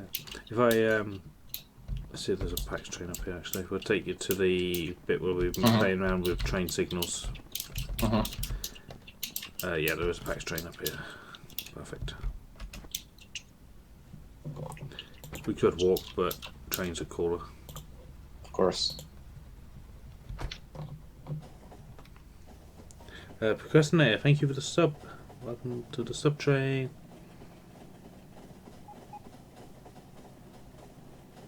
This is our main line. going to head down into the smelters, past Matsuri Corner. This is the main approach to the smelters. This is where all the plate trains and ore trains come in. Into the mother of all smelters. Yeah. Yeah, I've seen this. I've watched a couple of... Yeah. Not all of them, but a few pieces of some of them. Yeah. So, the trains exiting the smelters up here was a massive bottleneck onto the main line. And this is where we went beyond chain signals. Right. Do you see what happens here? A train is held at this red signal by R1. Right. And it will wait for them both to be red until it will turn them green.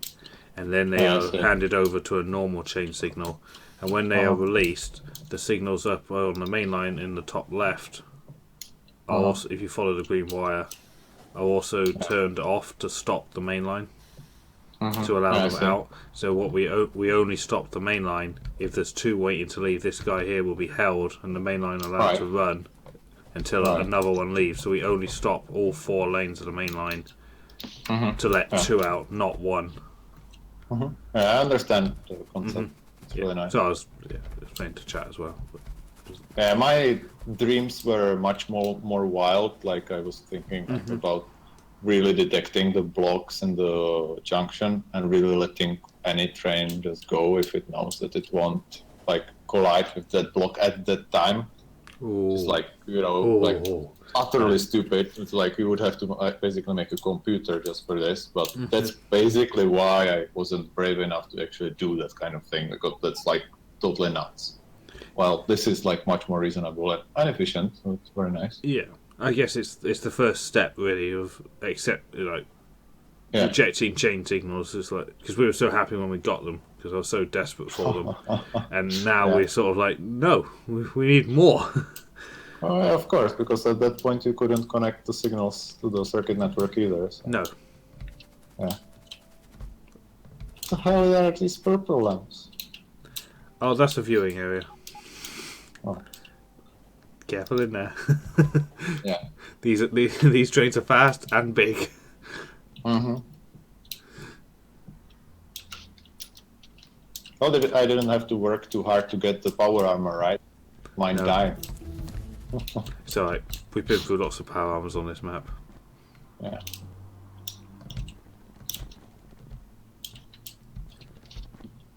A little trash system. What's it actually doing? Oh, I see. You put in at the bottom here what's an authorized item in this bot network. If it's anything in the network that's not an authorized item, it gets requested to these boxes and put onto the trash train that goes around all the little places and I see. picks up everything. So because if you like active trash slot stuff that's not supposed to be here, you'll get every place will get cluttered. So you're basically like automatically cleaning it so that you know that this factory shouldn't contain, I don't know, solar panels. So yeah, that's very nice. Yeah, actually, that's one of the possible things that could stop like my infinite wall, where as it was cutting down the trees, it was like transferring the wood to the next cell always. And eventually, it could get to the point, obviously, where like the last chest was so full that it couldn't like do anything anymore. Oh, we have a gem again. Or you do. Oh, we're gonna have to walk. Yeah. Borrow some fuel. I'm sorry, I've got trees. Yeah, it's the same train that I fixed just now. The other end has run out of fuel. Oh yeah, you might want to have a look at this train counter. It's been running since the main line was set up. Oh, nice. If you hover over a power pole, you can see each lane and how many trains have passed through it. Is this real? Yeah. That's insane. Yeah. And each line time of the save. 9 days, 2 hours, so it's like 250 hours. Really? Really? 41,000 trains in... Whoa. It is a busy main line. That's pretty intense, yeah.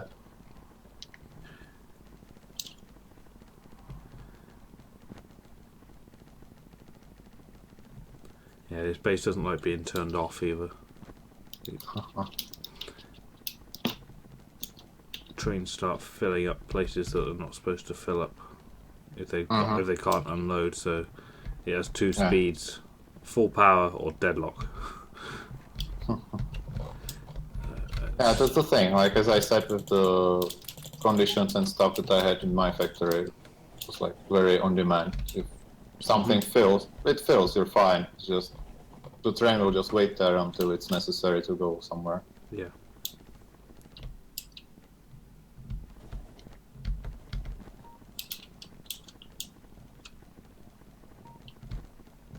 When you build a station like that's like diagonal, like finding problem that the train is like unable to go to the empty platforms, or is it just me?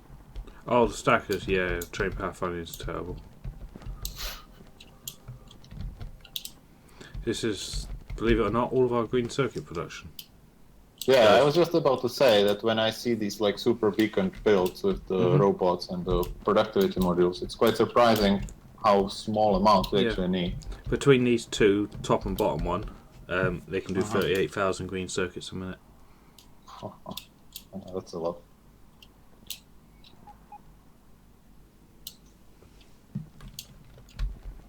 Yeah, it's pretty insane. So I think that you had a very similar build, although it was belt based. Yeah, for the furnaces, yeah. Yeah, this is basically what we. the same. Yeah, if we call it 8 to 8. Yeah. And for chat, that's It's the same, every yeah. beacon covers 8 assemblers, and every assembler is covered by 8 beacons. Yes.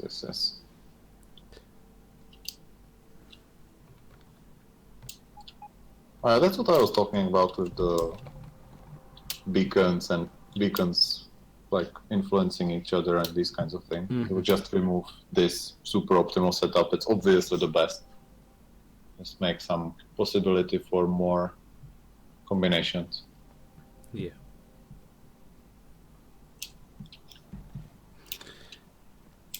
My dream is to have a map so big that trains need to fuel in the middle to travel to the outposts. Oh, I dream that as well. I've dreamt about that for a long time. To literally have to have, you know, like the old steam engines, they'd have a tender for their coal. To literally have to have, on an outpost train, a tender that takes the coal with it in a wagon. And at some point, halfway, the train pulls over into a refueling siding, takes some coal out of its tender, gets inserter looped. Well, it sounds like a fun scenario if you just make a map where you only use wood. And I mean, if you use somewhat like the greenhouse, so you can actually automate wood, and you can kind of probably see this being necessary. Because especially if we make the nuclear fuel cell actually possible to be loaded into the train, and getting you this kind of outposts would make a really big map.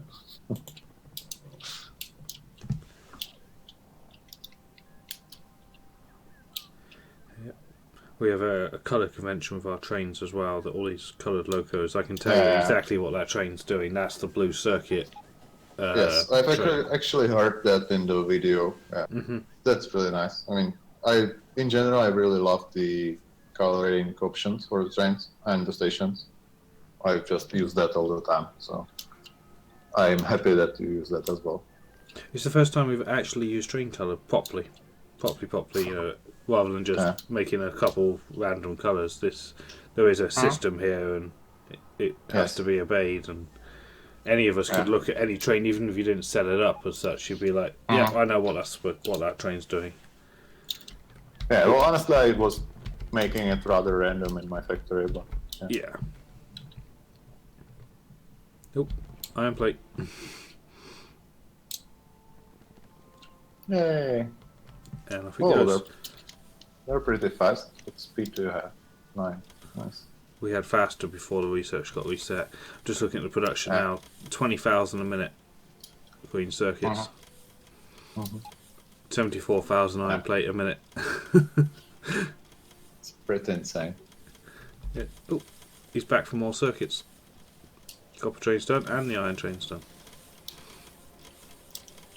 Looks like there's more iron, more copper trains waiting. Uh-huh. Got another iron coming in. Yep, excellent. Copper will leave, and then another one will replace it.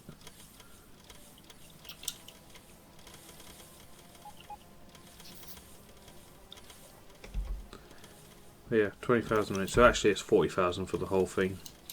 Mm. But I think 38 Well, is what's needed. Still a lot.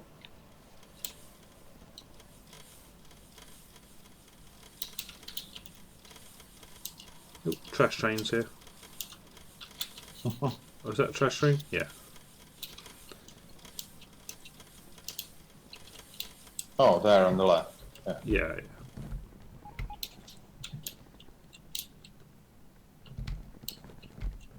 What's this? Is it trains waiting for... Oh no. Oh. 15.6 as well. I'm just looking about the Green Circuit factory. There's like trains actually waiting to go inside. Huh.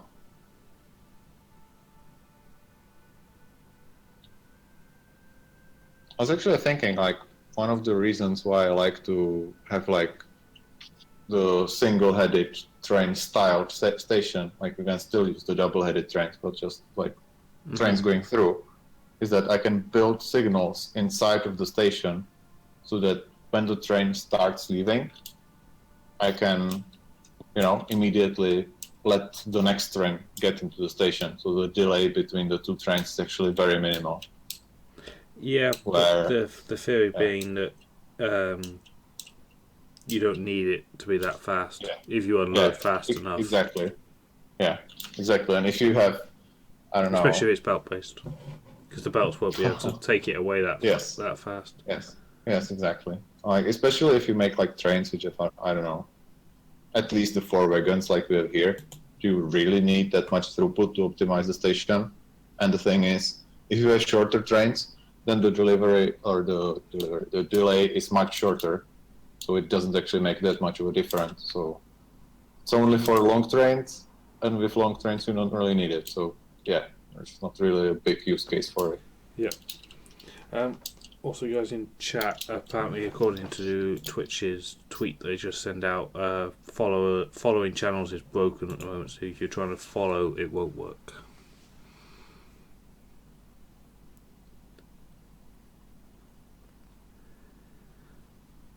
So I have to send a bug report to our seeding now, because I crashed 15.6. Damn it!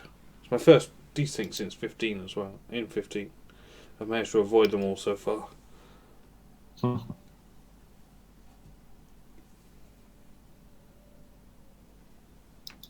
it's still pretty good considering how early it is in the release. It's really nice. Oh yeah. Now we have to play Loading Bar Simulator.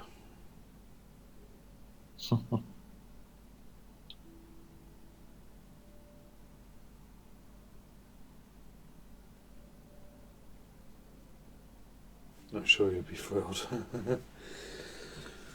10 minutes. Yep, that's what it says.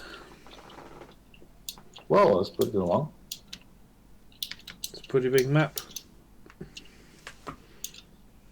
How large is it actually, like in the size? Not sure.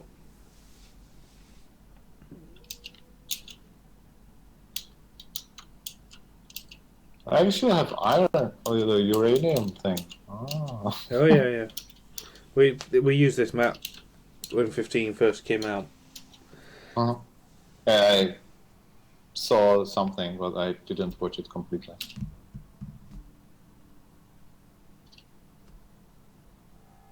Well, I guess the nuclear thing isn't too much interesting for you, right? Yeah, I mean, it's great, and it beats the hell out of solar. I'm just not I've been working a lot this last week, and any new feature that requires thinking has been, I understand that. yeah.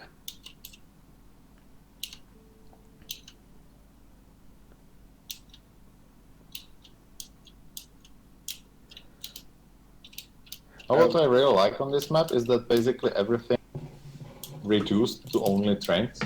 Yep. So basically only focuses on the train system, which is, in a way, it's really nice.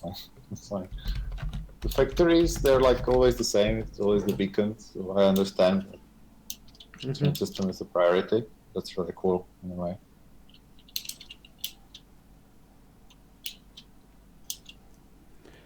Yeah, the priority really was UPS. Production side, well, we set a goal of 1,000 science packs a minute produced, and to maintain as much UPS doing that as possible. Right. So everything is ratioed and numbered to be slightly more than 1,000 a minute. When everything was rounded up. Yeah. Just to give it a little bit, and now we found out as well that we didn't round up enough, so... Well...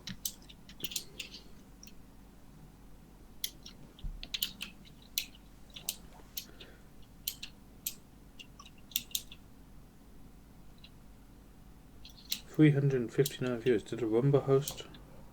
Jumped up like 60. Must be...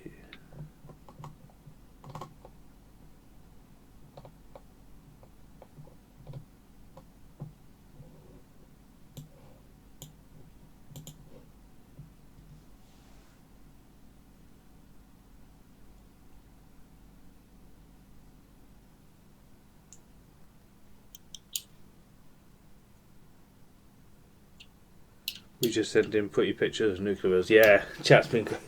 They've been like sending 6 gigawatt nuclear power plants designs with custom coastlines. Right. Yeah, the water is quite a problem in there. Yeah. A lot of it. I think what they do is they take a perfectly straight coastline and then they cut it to shape.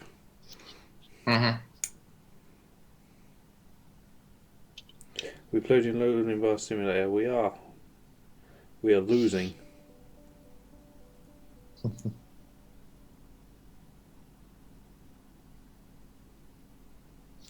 It's the Devil's Reading chat. He is. I want to say the game is more addictive than crack. Well, you know how addictive crack is, then. I think I've heard. I love the quote on the website. It's taken from the forums. Yeah. Why am I hungry? It's only 10 p.m.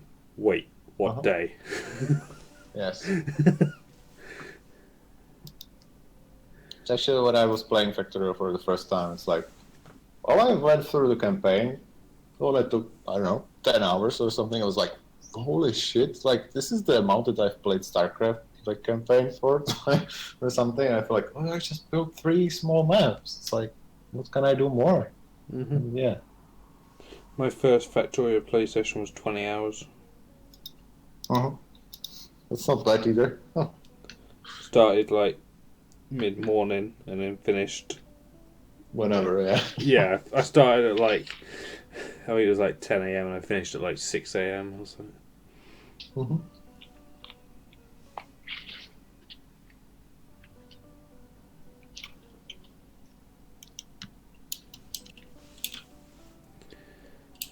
I swear this better work when it's done downloading. I really like how you have to factory bot-based into barreling.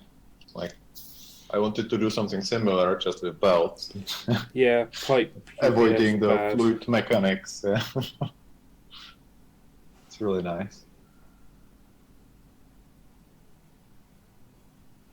It's like the perfect cracking setup, right? So you get only petroleum. Yes. But we also pull light oil out of there for the rocket fuel. Alright. Because you get better, like, amount of it, right? If you make it from light. Yeah. Yeah.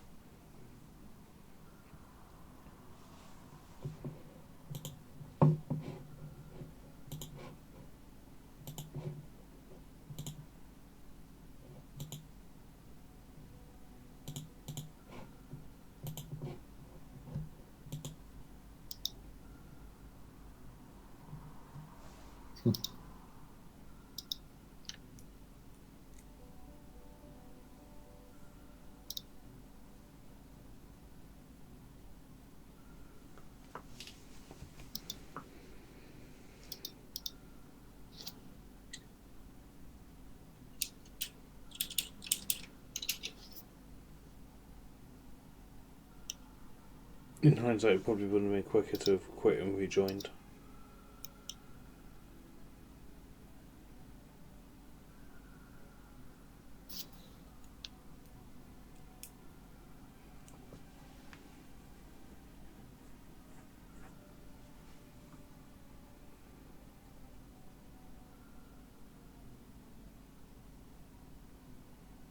$275 people watching a loading bar. Apparently, it's interesting, right? Mm-hmm. They watched a copper patch be mined for 4 hours the other week, and no one complained once about it. I didn't touch the keyboard for about an hour at one point. I had to say a lot of smart things then, I guess. Yeah, it was more of a podcast. Yeah, of We were course. discussing the future of Factorio. This is while we were waiting for version 15.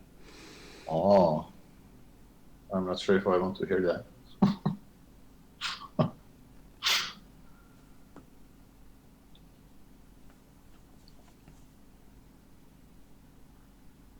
You still complain about Ducky being murdered. Oh, get over it.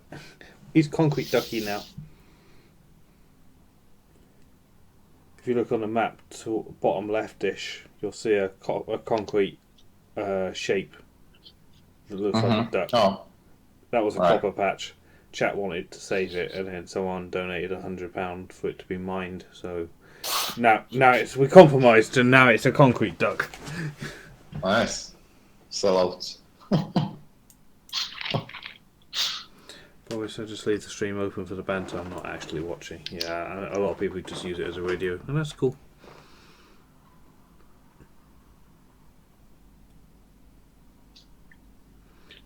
Yeah, Factorio. Yeah, there's a feature request. Can we have a mini game of like Snake or something during the loading bar, or That's Pac-Man good. or something? Yeah, I want Pac-Man.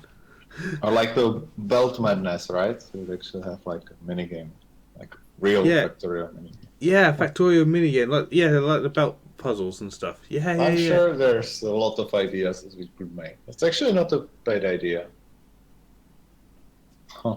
I'm starting to have really fucked up ideas in my head now. Like, you could have, for example, an express belt, and there would be a single item. You would have to find it and catch it. Mm-hmm. Most of us don't have loading bars. That's because your maps aren't big enough, Soundlander.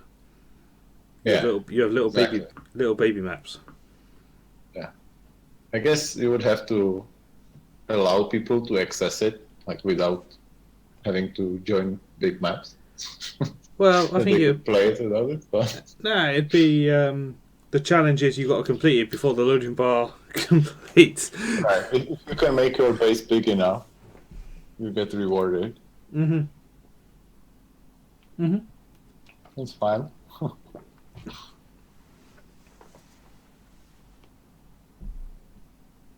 298 megabytes is the map size. Jesus Christ.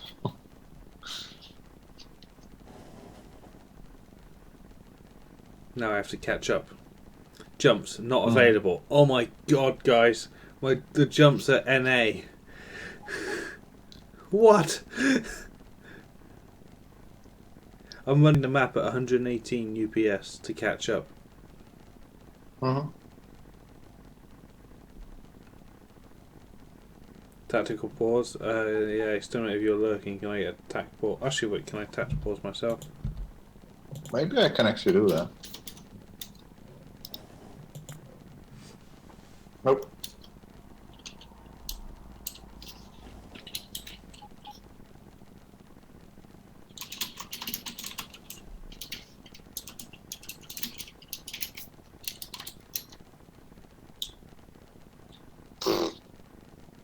Command's not allowed for me, apparently. Aren't you? But you're dev. You have super dev powers. Our ceiling does. It should be in the list. I think Hansiku actually edited there, but I don't know if he did the numbers correctly. Yeah. Yeah. It's like a password. That like at the point when you're actually able to my nickname from the top of your head, it's like you get to some level. But I don't know. But Hansiku was saying that he was ending it, but I guess he didn't, so it's fine. It will just take you another 10 minutes. It's fine. Yeah. I'm on 127 now. 128. Is the base slowing down? Mm.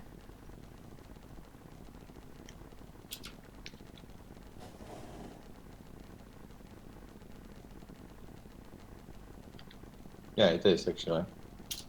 Yeah, because my UPS is going up. 136.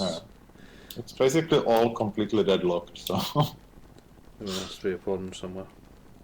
Uh-huh. There's only it doesn't deadlock on its own without there being. Assembling machine train has no fuel. Yeah, it's because the power was out and the map was running. Uh-huh. What are the odds he dies when he catches up? Yeah. If it jumps me back, if it leaves me there, I'll be fine. If it jumps me back to where I was, I'll be fine.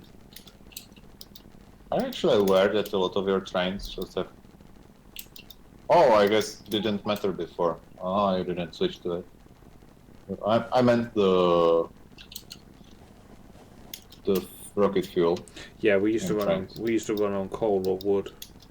Yeah, I see. Oh, autosave.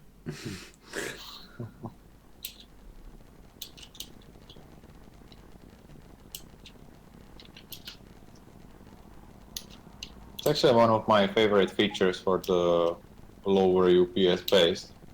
That it's not just the power armor suddenly that you run faster, but it's also the trains. Like you get the braking speed, you get the rocket fuel, and they are stupidly fast. But with the 35 UPS, it feels natural to you. Mm-hmm.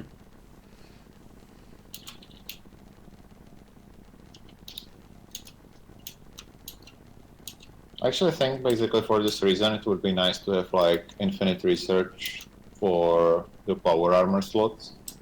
With bigger base, you simply can get more legs, so that you even if you have 5 UPS, you can still move. Mm-hmm. I've actually seen many people with a mega base just have a modded power armor with like I don't know 60 by 60 squares, and they just put a lot of legs in there just to be able to actually move in the game, because everything else is kind of okay, like the interactions, it's fine, but you just need to be able to navigate over the map.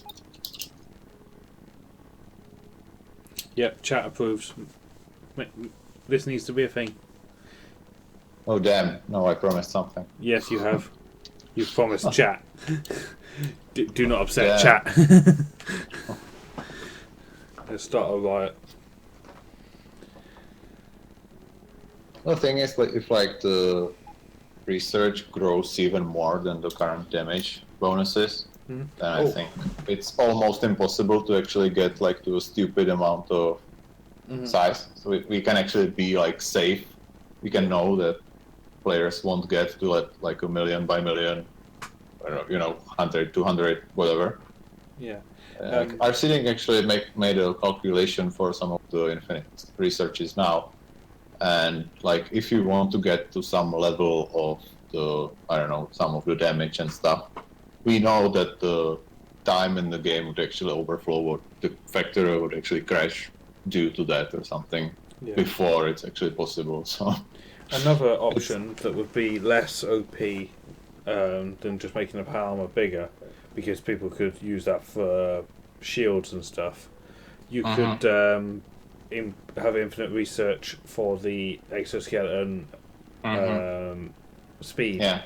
Make Yeah, them, I think it's not a bad idea what you're saying, but I think if we make like this kind of solution, it's good if it influences many things. Like if it's like a fix for just specifically being able to be faster, that's kind of weird. And like you can have like a lot of issues in the game like this, and you can apply a lot of small patches like this, but then you're fixing things which are really small, and you're fixing them with a lot of stuff. So eventually you get just so many features which don't do that much. But at the same time, I actually think that allowing people to use more shields is actually good, because no, it's at bad. the point...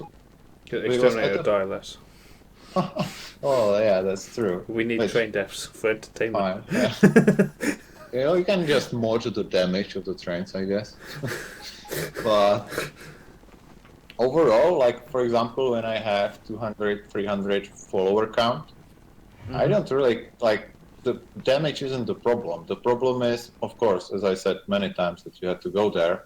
But apart from that, you simply die. Like you just walk into the middle of the huge biter base, and you are so fast with all the exoskeletons that the robots got behind you, and suddenly you are being aggroed, and they simply shoot at you once and you die. So I think it would actually make a lot of sense to be able to use more shields later on, because you simply want to fight faster. But yeah, it's the thing. Like you can do whatever you want with it. You can have 10 night vision. Yes, because that's a totally useful thing to do. Exactly.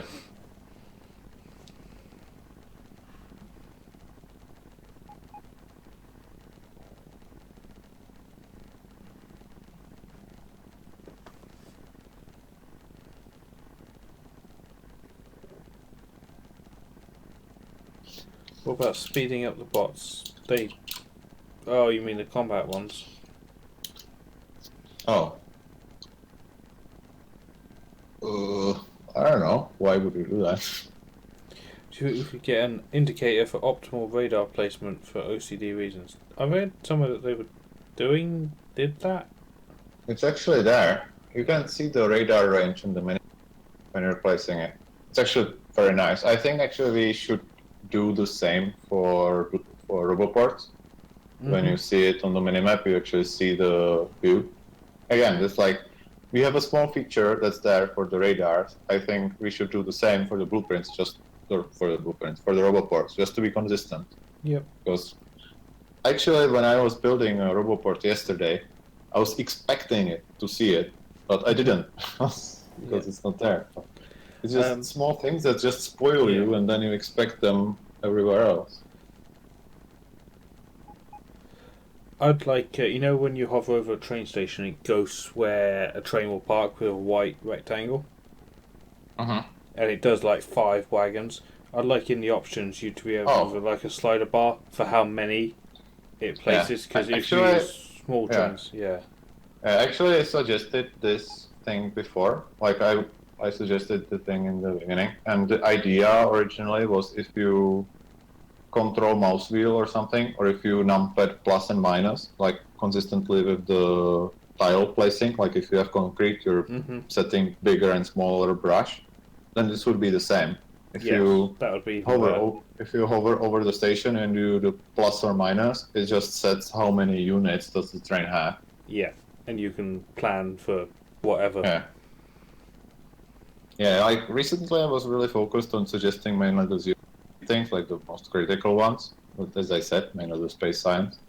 Probably going to get back into these features that could get polished. But it's a good point. I almost forgot about this already. Because I have used the 4 unit trains for so long now that I didn't care that it's just 5. But it's a very good point. We care. In fact, like the longer the train is, the more it's useful, because that much harder it is to guess. So yeah, I absolutely understand that. Definitely. Like when I was playing OpenTTD, I was actually building different pieces of colored track. So I would highlight the stopping areas. So I would know, okay, it stops at this signal. This signal is on a yellow track, and the red track is where the trains will stop. These kinds of things. So it's basically the same concept, except like inside of the game, instead of modding different colors over here. Yeah. Definitely.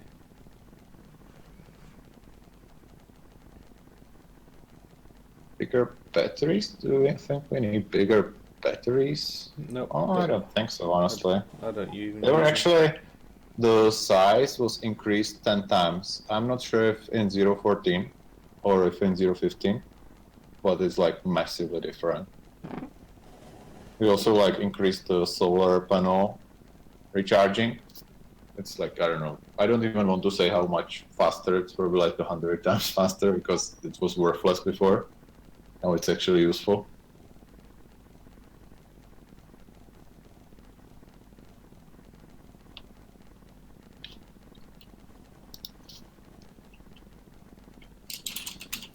Right, guys, we've nearly won the hardest level of loading bar sim ever. Yay! We won. Welcome back, I guess. Back. Where are you? Where have you got to? I'm at assembly machine production. I'm sitting in a train and it's moving me to places. Oh, nice. Yep. This used to make level 2 assemblers, which is why there's so many. It's Yeah, I've actually seen that episode when you were converting it. Yeah. Yeah, good thing that the recipe is the same. You see how we have 2 iron unload stations because, yes, it was munching that much iron. Yeah. Eric Glass, thank you for the sub. Welcome to the sub train. If you refresh, you can share through Twitch links.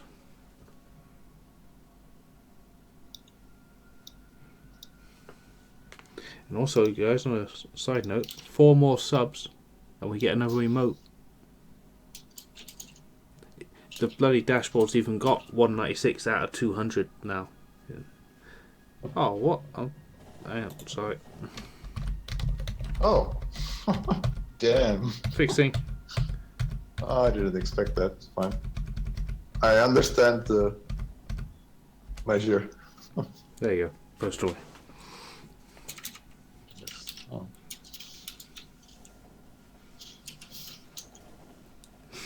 The dick is. He's never posted a link here before. There we go.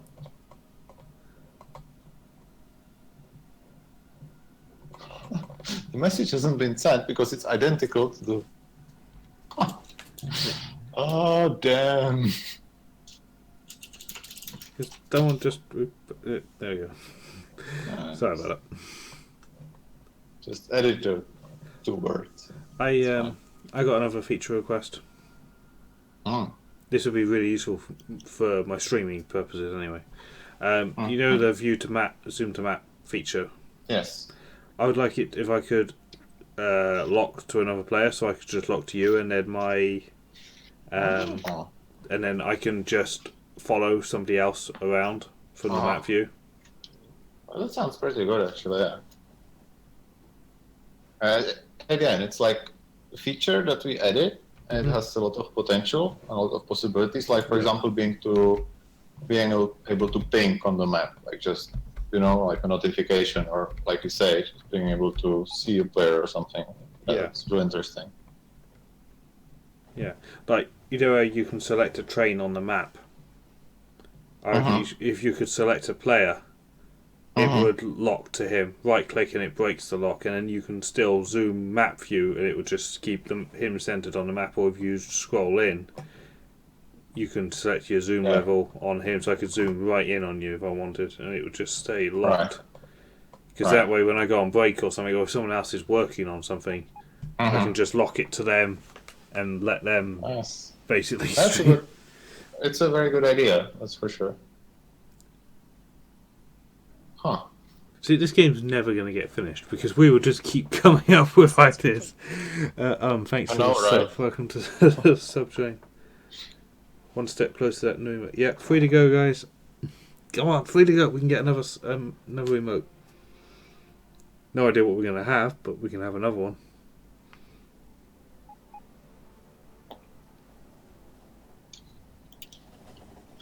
AKA spectator mode, so someone else can stream Will's view. No, because you wouldn't see my mouse on my toolbar. When he goes on break and someone keeps working. Yeah, exactly. Basically, I can just sit there in my phone, locked to somebody else, and then that's it. I'm done. Yeah. They can all stream. Oh no! Damn. I was looking at the stream and I didn't notice where I'm running. He got splattered. Fine.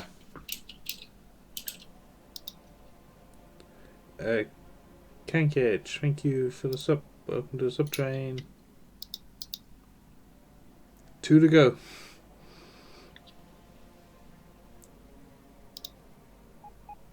Squish.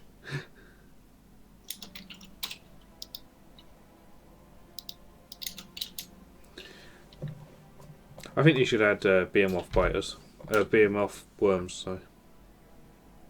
Oh, current worms are pretty stupidly buffed. Their range is, I think, too much. I see. Resets complete. But yeah, I was actually wondering why are there no more worms? At the same time, they're so annoying. That's like, well.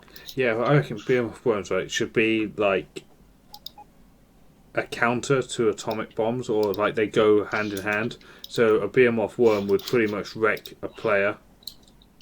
Because they would it would only spawn a max of 1 per nest, and there'd be like a whatever % chance of a nest having a BM off worm, and it would only come with 100% evo. So I thought about this, right? And basically, the only way to kill it would be mob tactics, or the atomic bomb. Oh, you know what I would do? I would do exactly the same as I do now. Run in, placing gun turrets in front of myself, so they would take the aggro. Yeah. I guess you call that mob tactics, right? Single player mob tactics, yeah. I mean, you could, in multiplayer, you'd be like, hey, you lot, go attack that base. I see, yeah, that's another option. Yeah. Well, in general, I just don't like the idea of forcing the use of the atomic bomb. It's like that. It's like the only option how to get rid of this base, or the best option. Or go around them. You know. And it would only come with 100% either. So, you never reach 100%, right? Well, you know what I mean. Yeah, the yes, top. I know. Yeah. Yeah. Oh, like that's the thing. Like even if you are very close to 100, like the progress actually still makes a difference. So the question is like, where do you draw the line? Yeah, of course, that's just arbitrary number.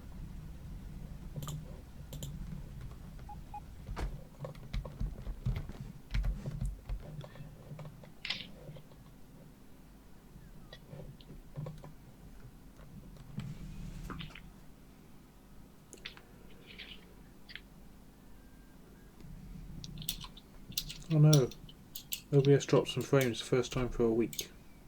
Damn it, phone, you've been doing so well.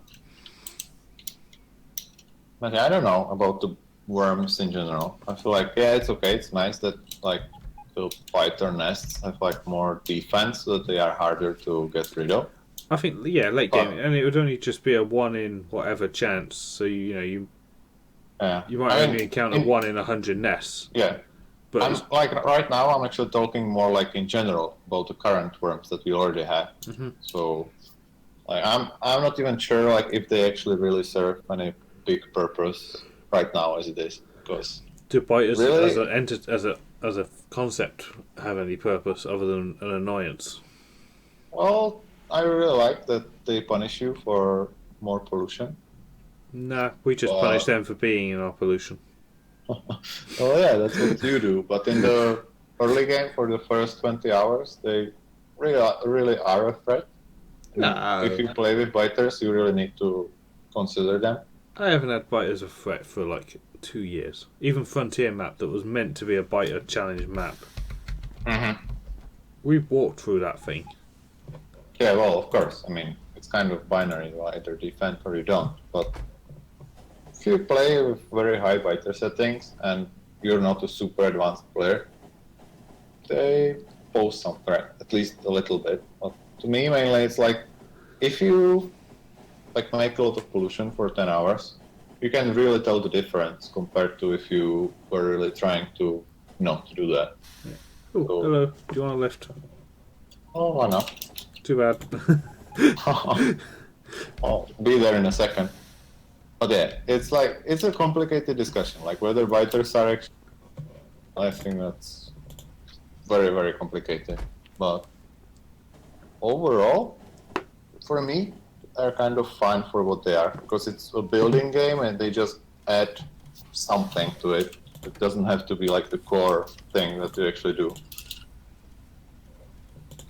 Which obviously shows, like for example, in this map, like you don't need them to make something awesome. Mm-hmm.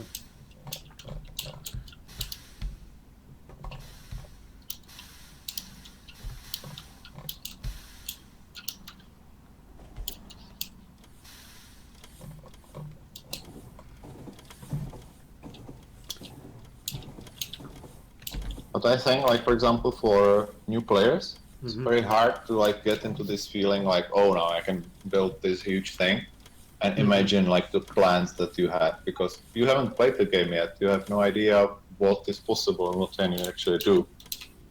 So I think the biters in there like serve a very good role in a way that they give you something like, yeah, there's the resistance, you're trying to survive it, it's a simple thing, but eventually you progress through the game, you go through everything and you know the things, and then you can make like the real long-term plans, like the real, oh, I can build a mega base that launches 10 rockets every hour or whatever.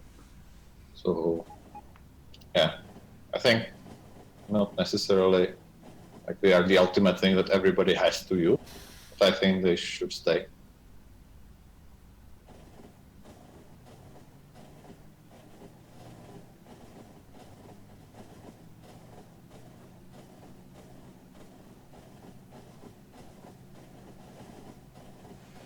I love this main line. This is one of my favourite bits of track ever. So many trains use it. Yeah. And if there's nothing in the way or nothing joining it, you get up to top speed and maintain it for so long. Yeah.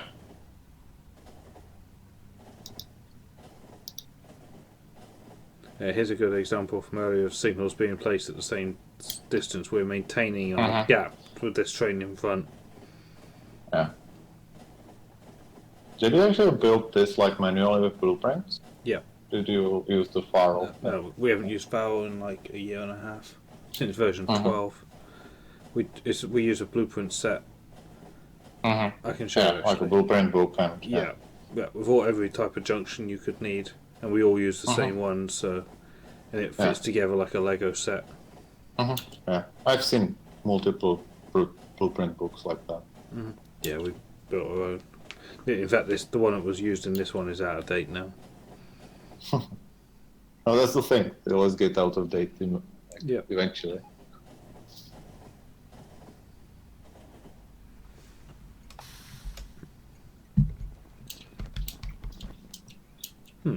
No rockets to launch.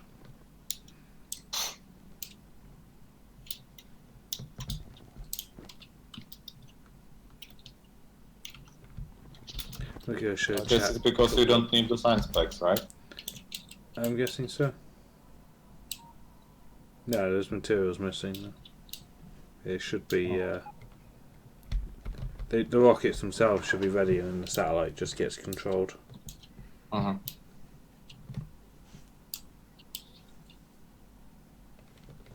Where do you actually have the laboratories?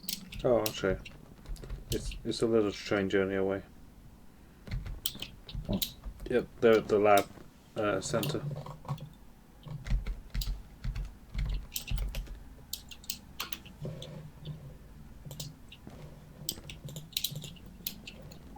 So... Ah, finally.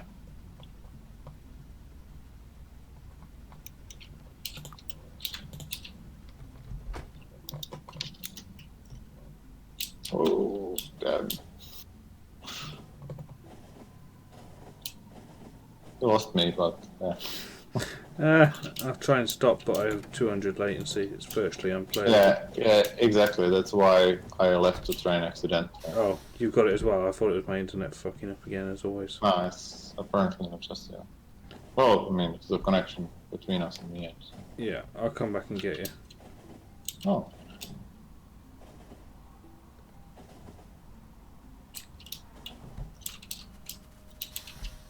By the way, I'm the big hater of the left-hand drive system.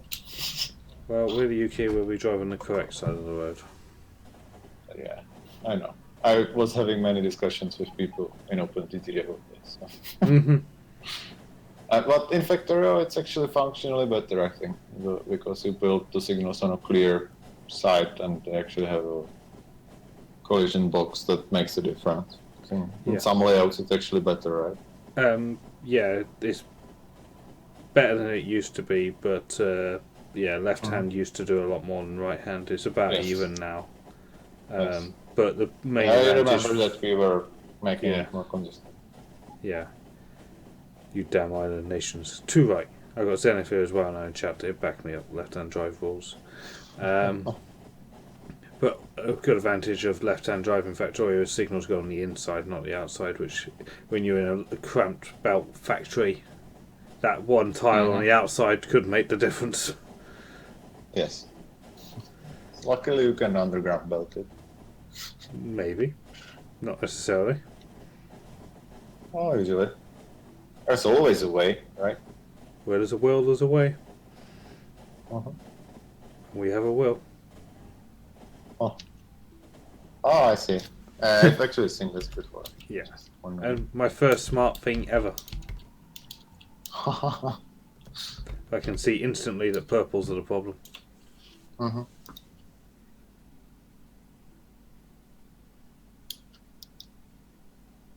cue the purples.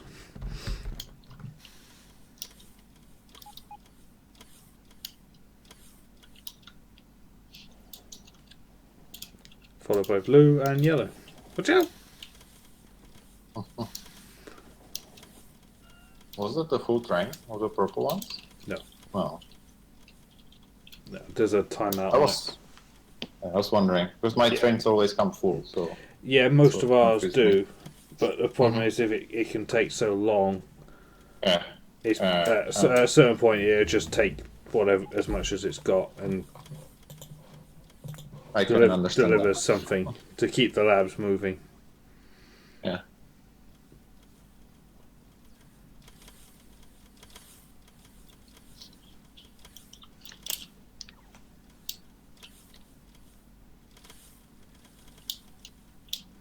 Yeah. So this is generated with RSO? Yes.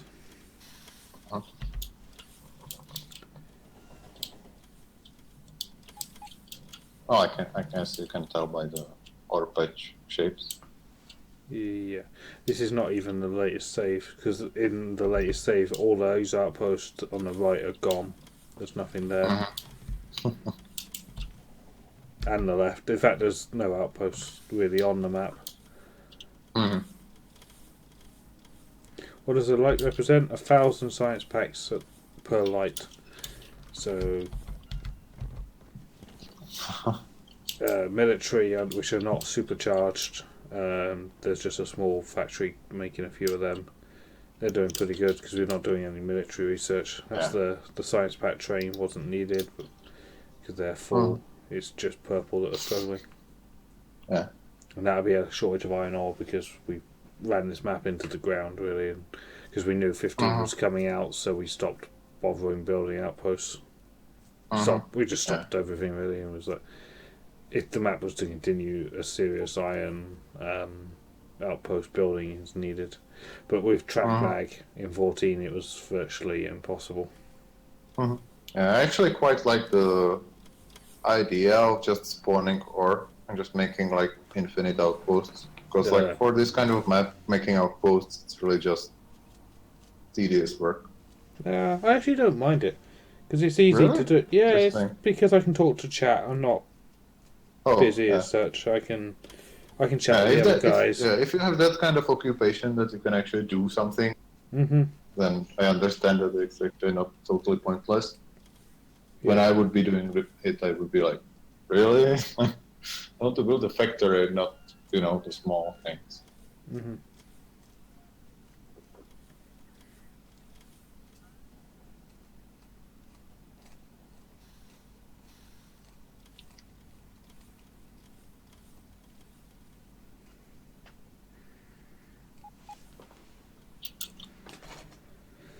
Is there anything else you wanted to see? We got a PAX train. I'm trying to think what else there might be worth seeing. Oh, do you want to see our oil? I want to see anything.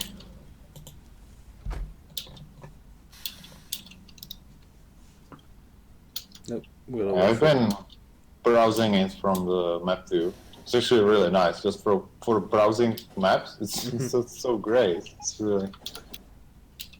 I was actually using it quite extensively in my dev world because you can quickly check like how are the turrets doing, what amount of ammo do they have, how damaged are they, even like way before you get robots and stuff, so you know if you actually have to go there or repair them or refill them or whatever. You just place the radar and it gets the radar also another use. It motivates you more to use it. So I really like that.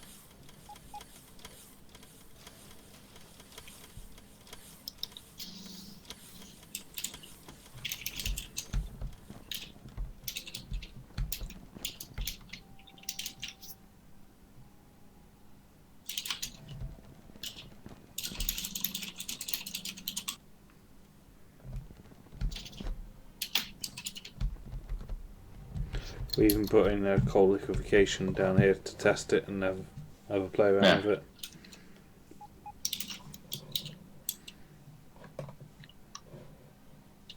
Damn thing's broken itself though, because it sucked all the heavy oil out.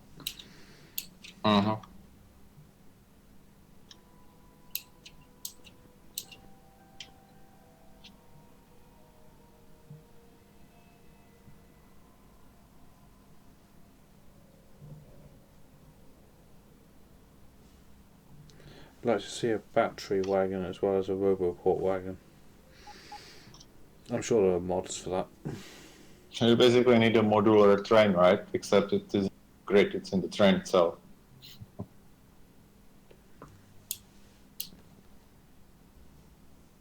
want to see a radar wagon.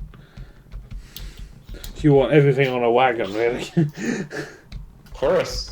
Artillery wagon. They're going to have its own tab in the crafting menu at this rate, which I would be okay with. Take all the tracks, signals and stations and stuff, and train types. If there was like artillery wagon, radar wagon, all that, everything on a wagon. There's not going to be that. I know, but if there was, then that would just have its own tab. Yeah. For more. The thing is, like, especially when you have trains, like making them actually it's dangerous because it requires a lot of VRAM because they have a lot of rotations. So you have to be careful with that. But like for that reason alone, it's likely that we will not actually make like many new wagons. Like yeah, there might be one, there might be two, but just carefully.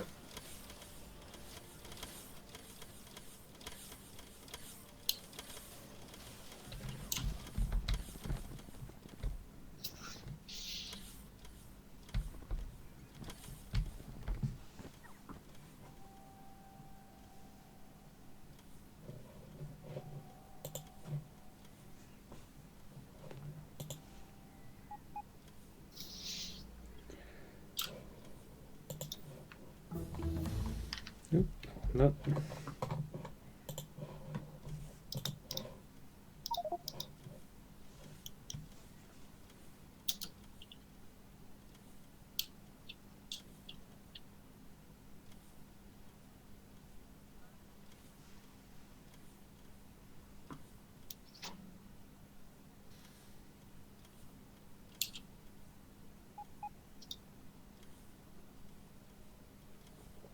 The thing is the like new tab for the trains. I think overall it's pretty confusing right now already. Like what is where? I'm not sure if having more tabs would help, but at the same time, like if it's clearly a train tab, then search for train things there. Yeah. I mean, what have we got? I guess. What, I guess you could because like the intermediates has got a steel gear and a circuit. What if you put like a train and a car on it as well? You could have cars and tanks on there. It'd be like vehicles. That way, but then that's only one row. Because on logistics, all of that is basically one row track. Yeah, I think it would either have to be like making a lot more groups, or keeping it as it is. Like either a proper like complete solution for everything. Yeah. Not just trains. Because, for example, people are confused. I don't know if it's a machine or a logistic thing. Like, how do you know that? What about? I don't know if this is possible or not. But what about completely customizable ones? So you can click and drag them around yourself, and it just remembers it to yours. Wow. Well, honestly, I understand the like making it like personal, making the personal preferences is nice, but at the same time, like for example, if you imagine that you're streaming, and you see people and they have different tabs than you do, it would get pretty confusing, and I'm not sure if it's actually a good thing. But I think if like the system is just working fine, then it's safe to just keep it that way. But I don't know, like this is something that we are just somehow doing, and I don't think there's like a giant like concept. Of course, we are trying to make it sensible and reasonable. All right, Kane's got a really good one though. Goes back to the mods added to the game. Auto research. Oh, it was actually implemented in 0.13, but there were some bad issues with it with GUI, I think mostly. So we just did infinite ones. Yeah, it would make a lot of sense. Yeah, but I don't know, but certainly like it's on the radar that we actually mentioned it, we considered it, we even did it. It just had some issues and we didn't have time to fix it before 0.14. Yeah. So that's not impossible. It's actually quite likely that it might happen. Although I have absolutely no idea about the current status. It's one of the more possible things.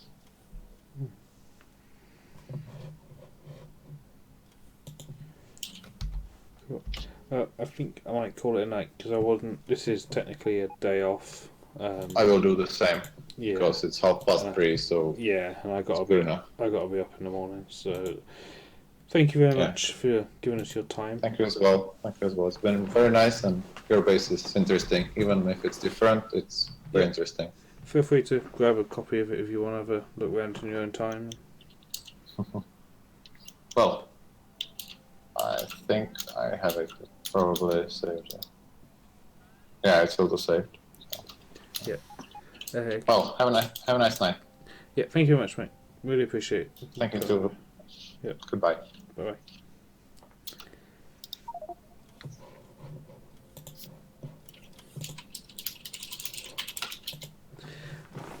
Okay, guys. Thank you all for coming. Thanks all for the questions and being patient with us while we answer.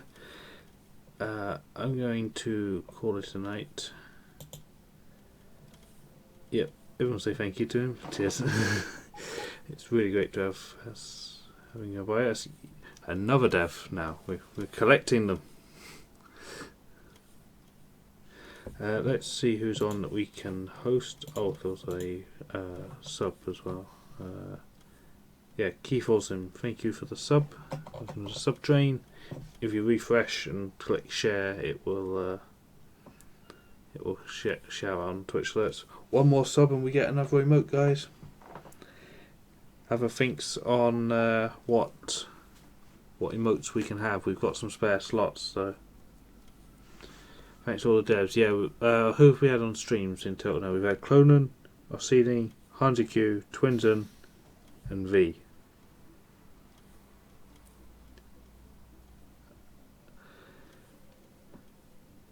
Procop, thank you for the sub. Welcome to the sub train and 200 subs. Yay! Cheers, guys. You're awesome. Thank you so much. It's been a fantastic first 2 weeks of sub button. Is it 2 or 3 weeks now? I think it's 3. I don't know. Time to say it's the same when you're playing Factorio. An hour, a day, a week, I don't know. It's all the same. Right.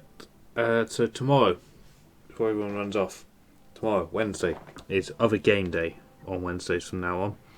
I'm starting off at 1 PM my time, which is 7 AM Central Time or 2 PM Europe. You can adjust your own time zone to that. I'll be doing Cook Serve Delicious with Nicole for a couple of hours. That's a local multiplayer. It'll be a good laugh.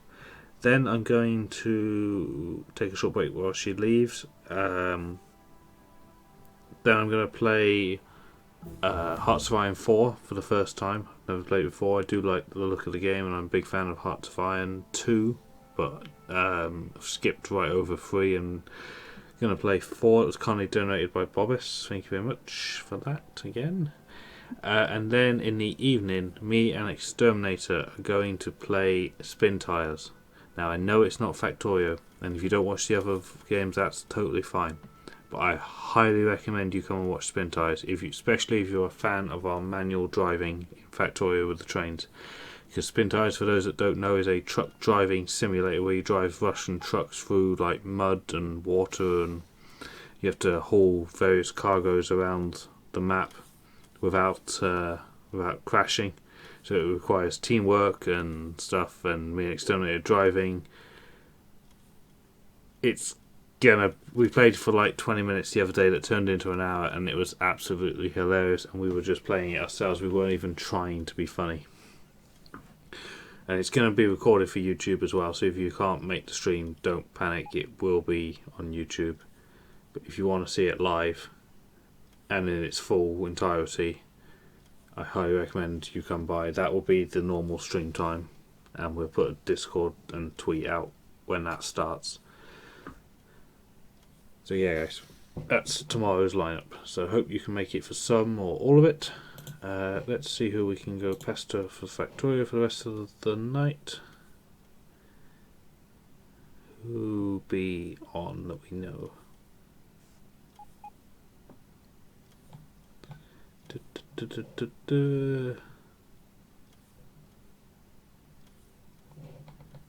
Ah, is that over simulated I see on? Good, very good, yeah. Factorio lightly modded. That doesn't look too badly modded. We're going to tell over simulated he's doing it all wrong. How do I release these emote things? It's in the little smiley face thing. I'm sure someone can talk you through. So we're going to raid over simulated. Once again guys, thank you for watching. It's been really great. I'm going to go get some sleep and catch you soon. Bye for now.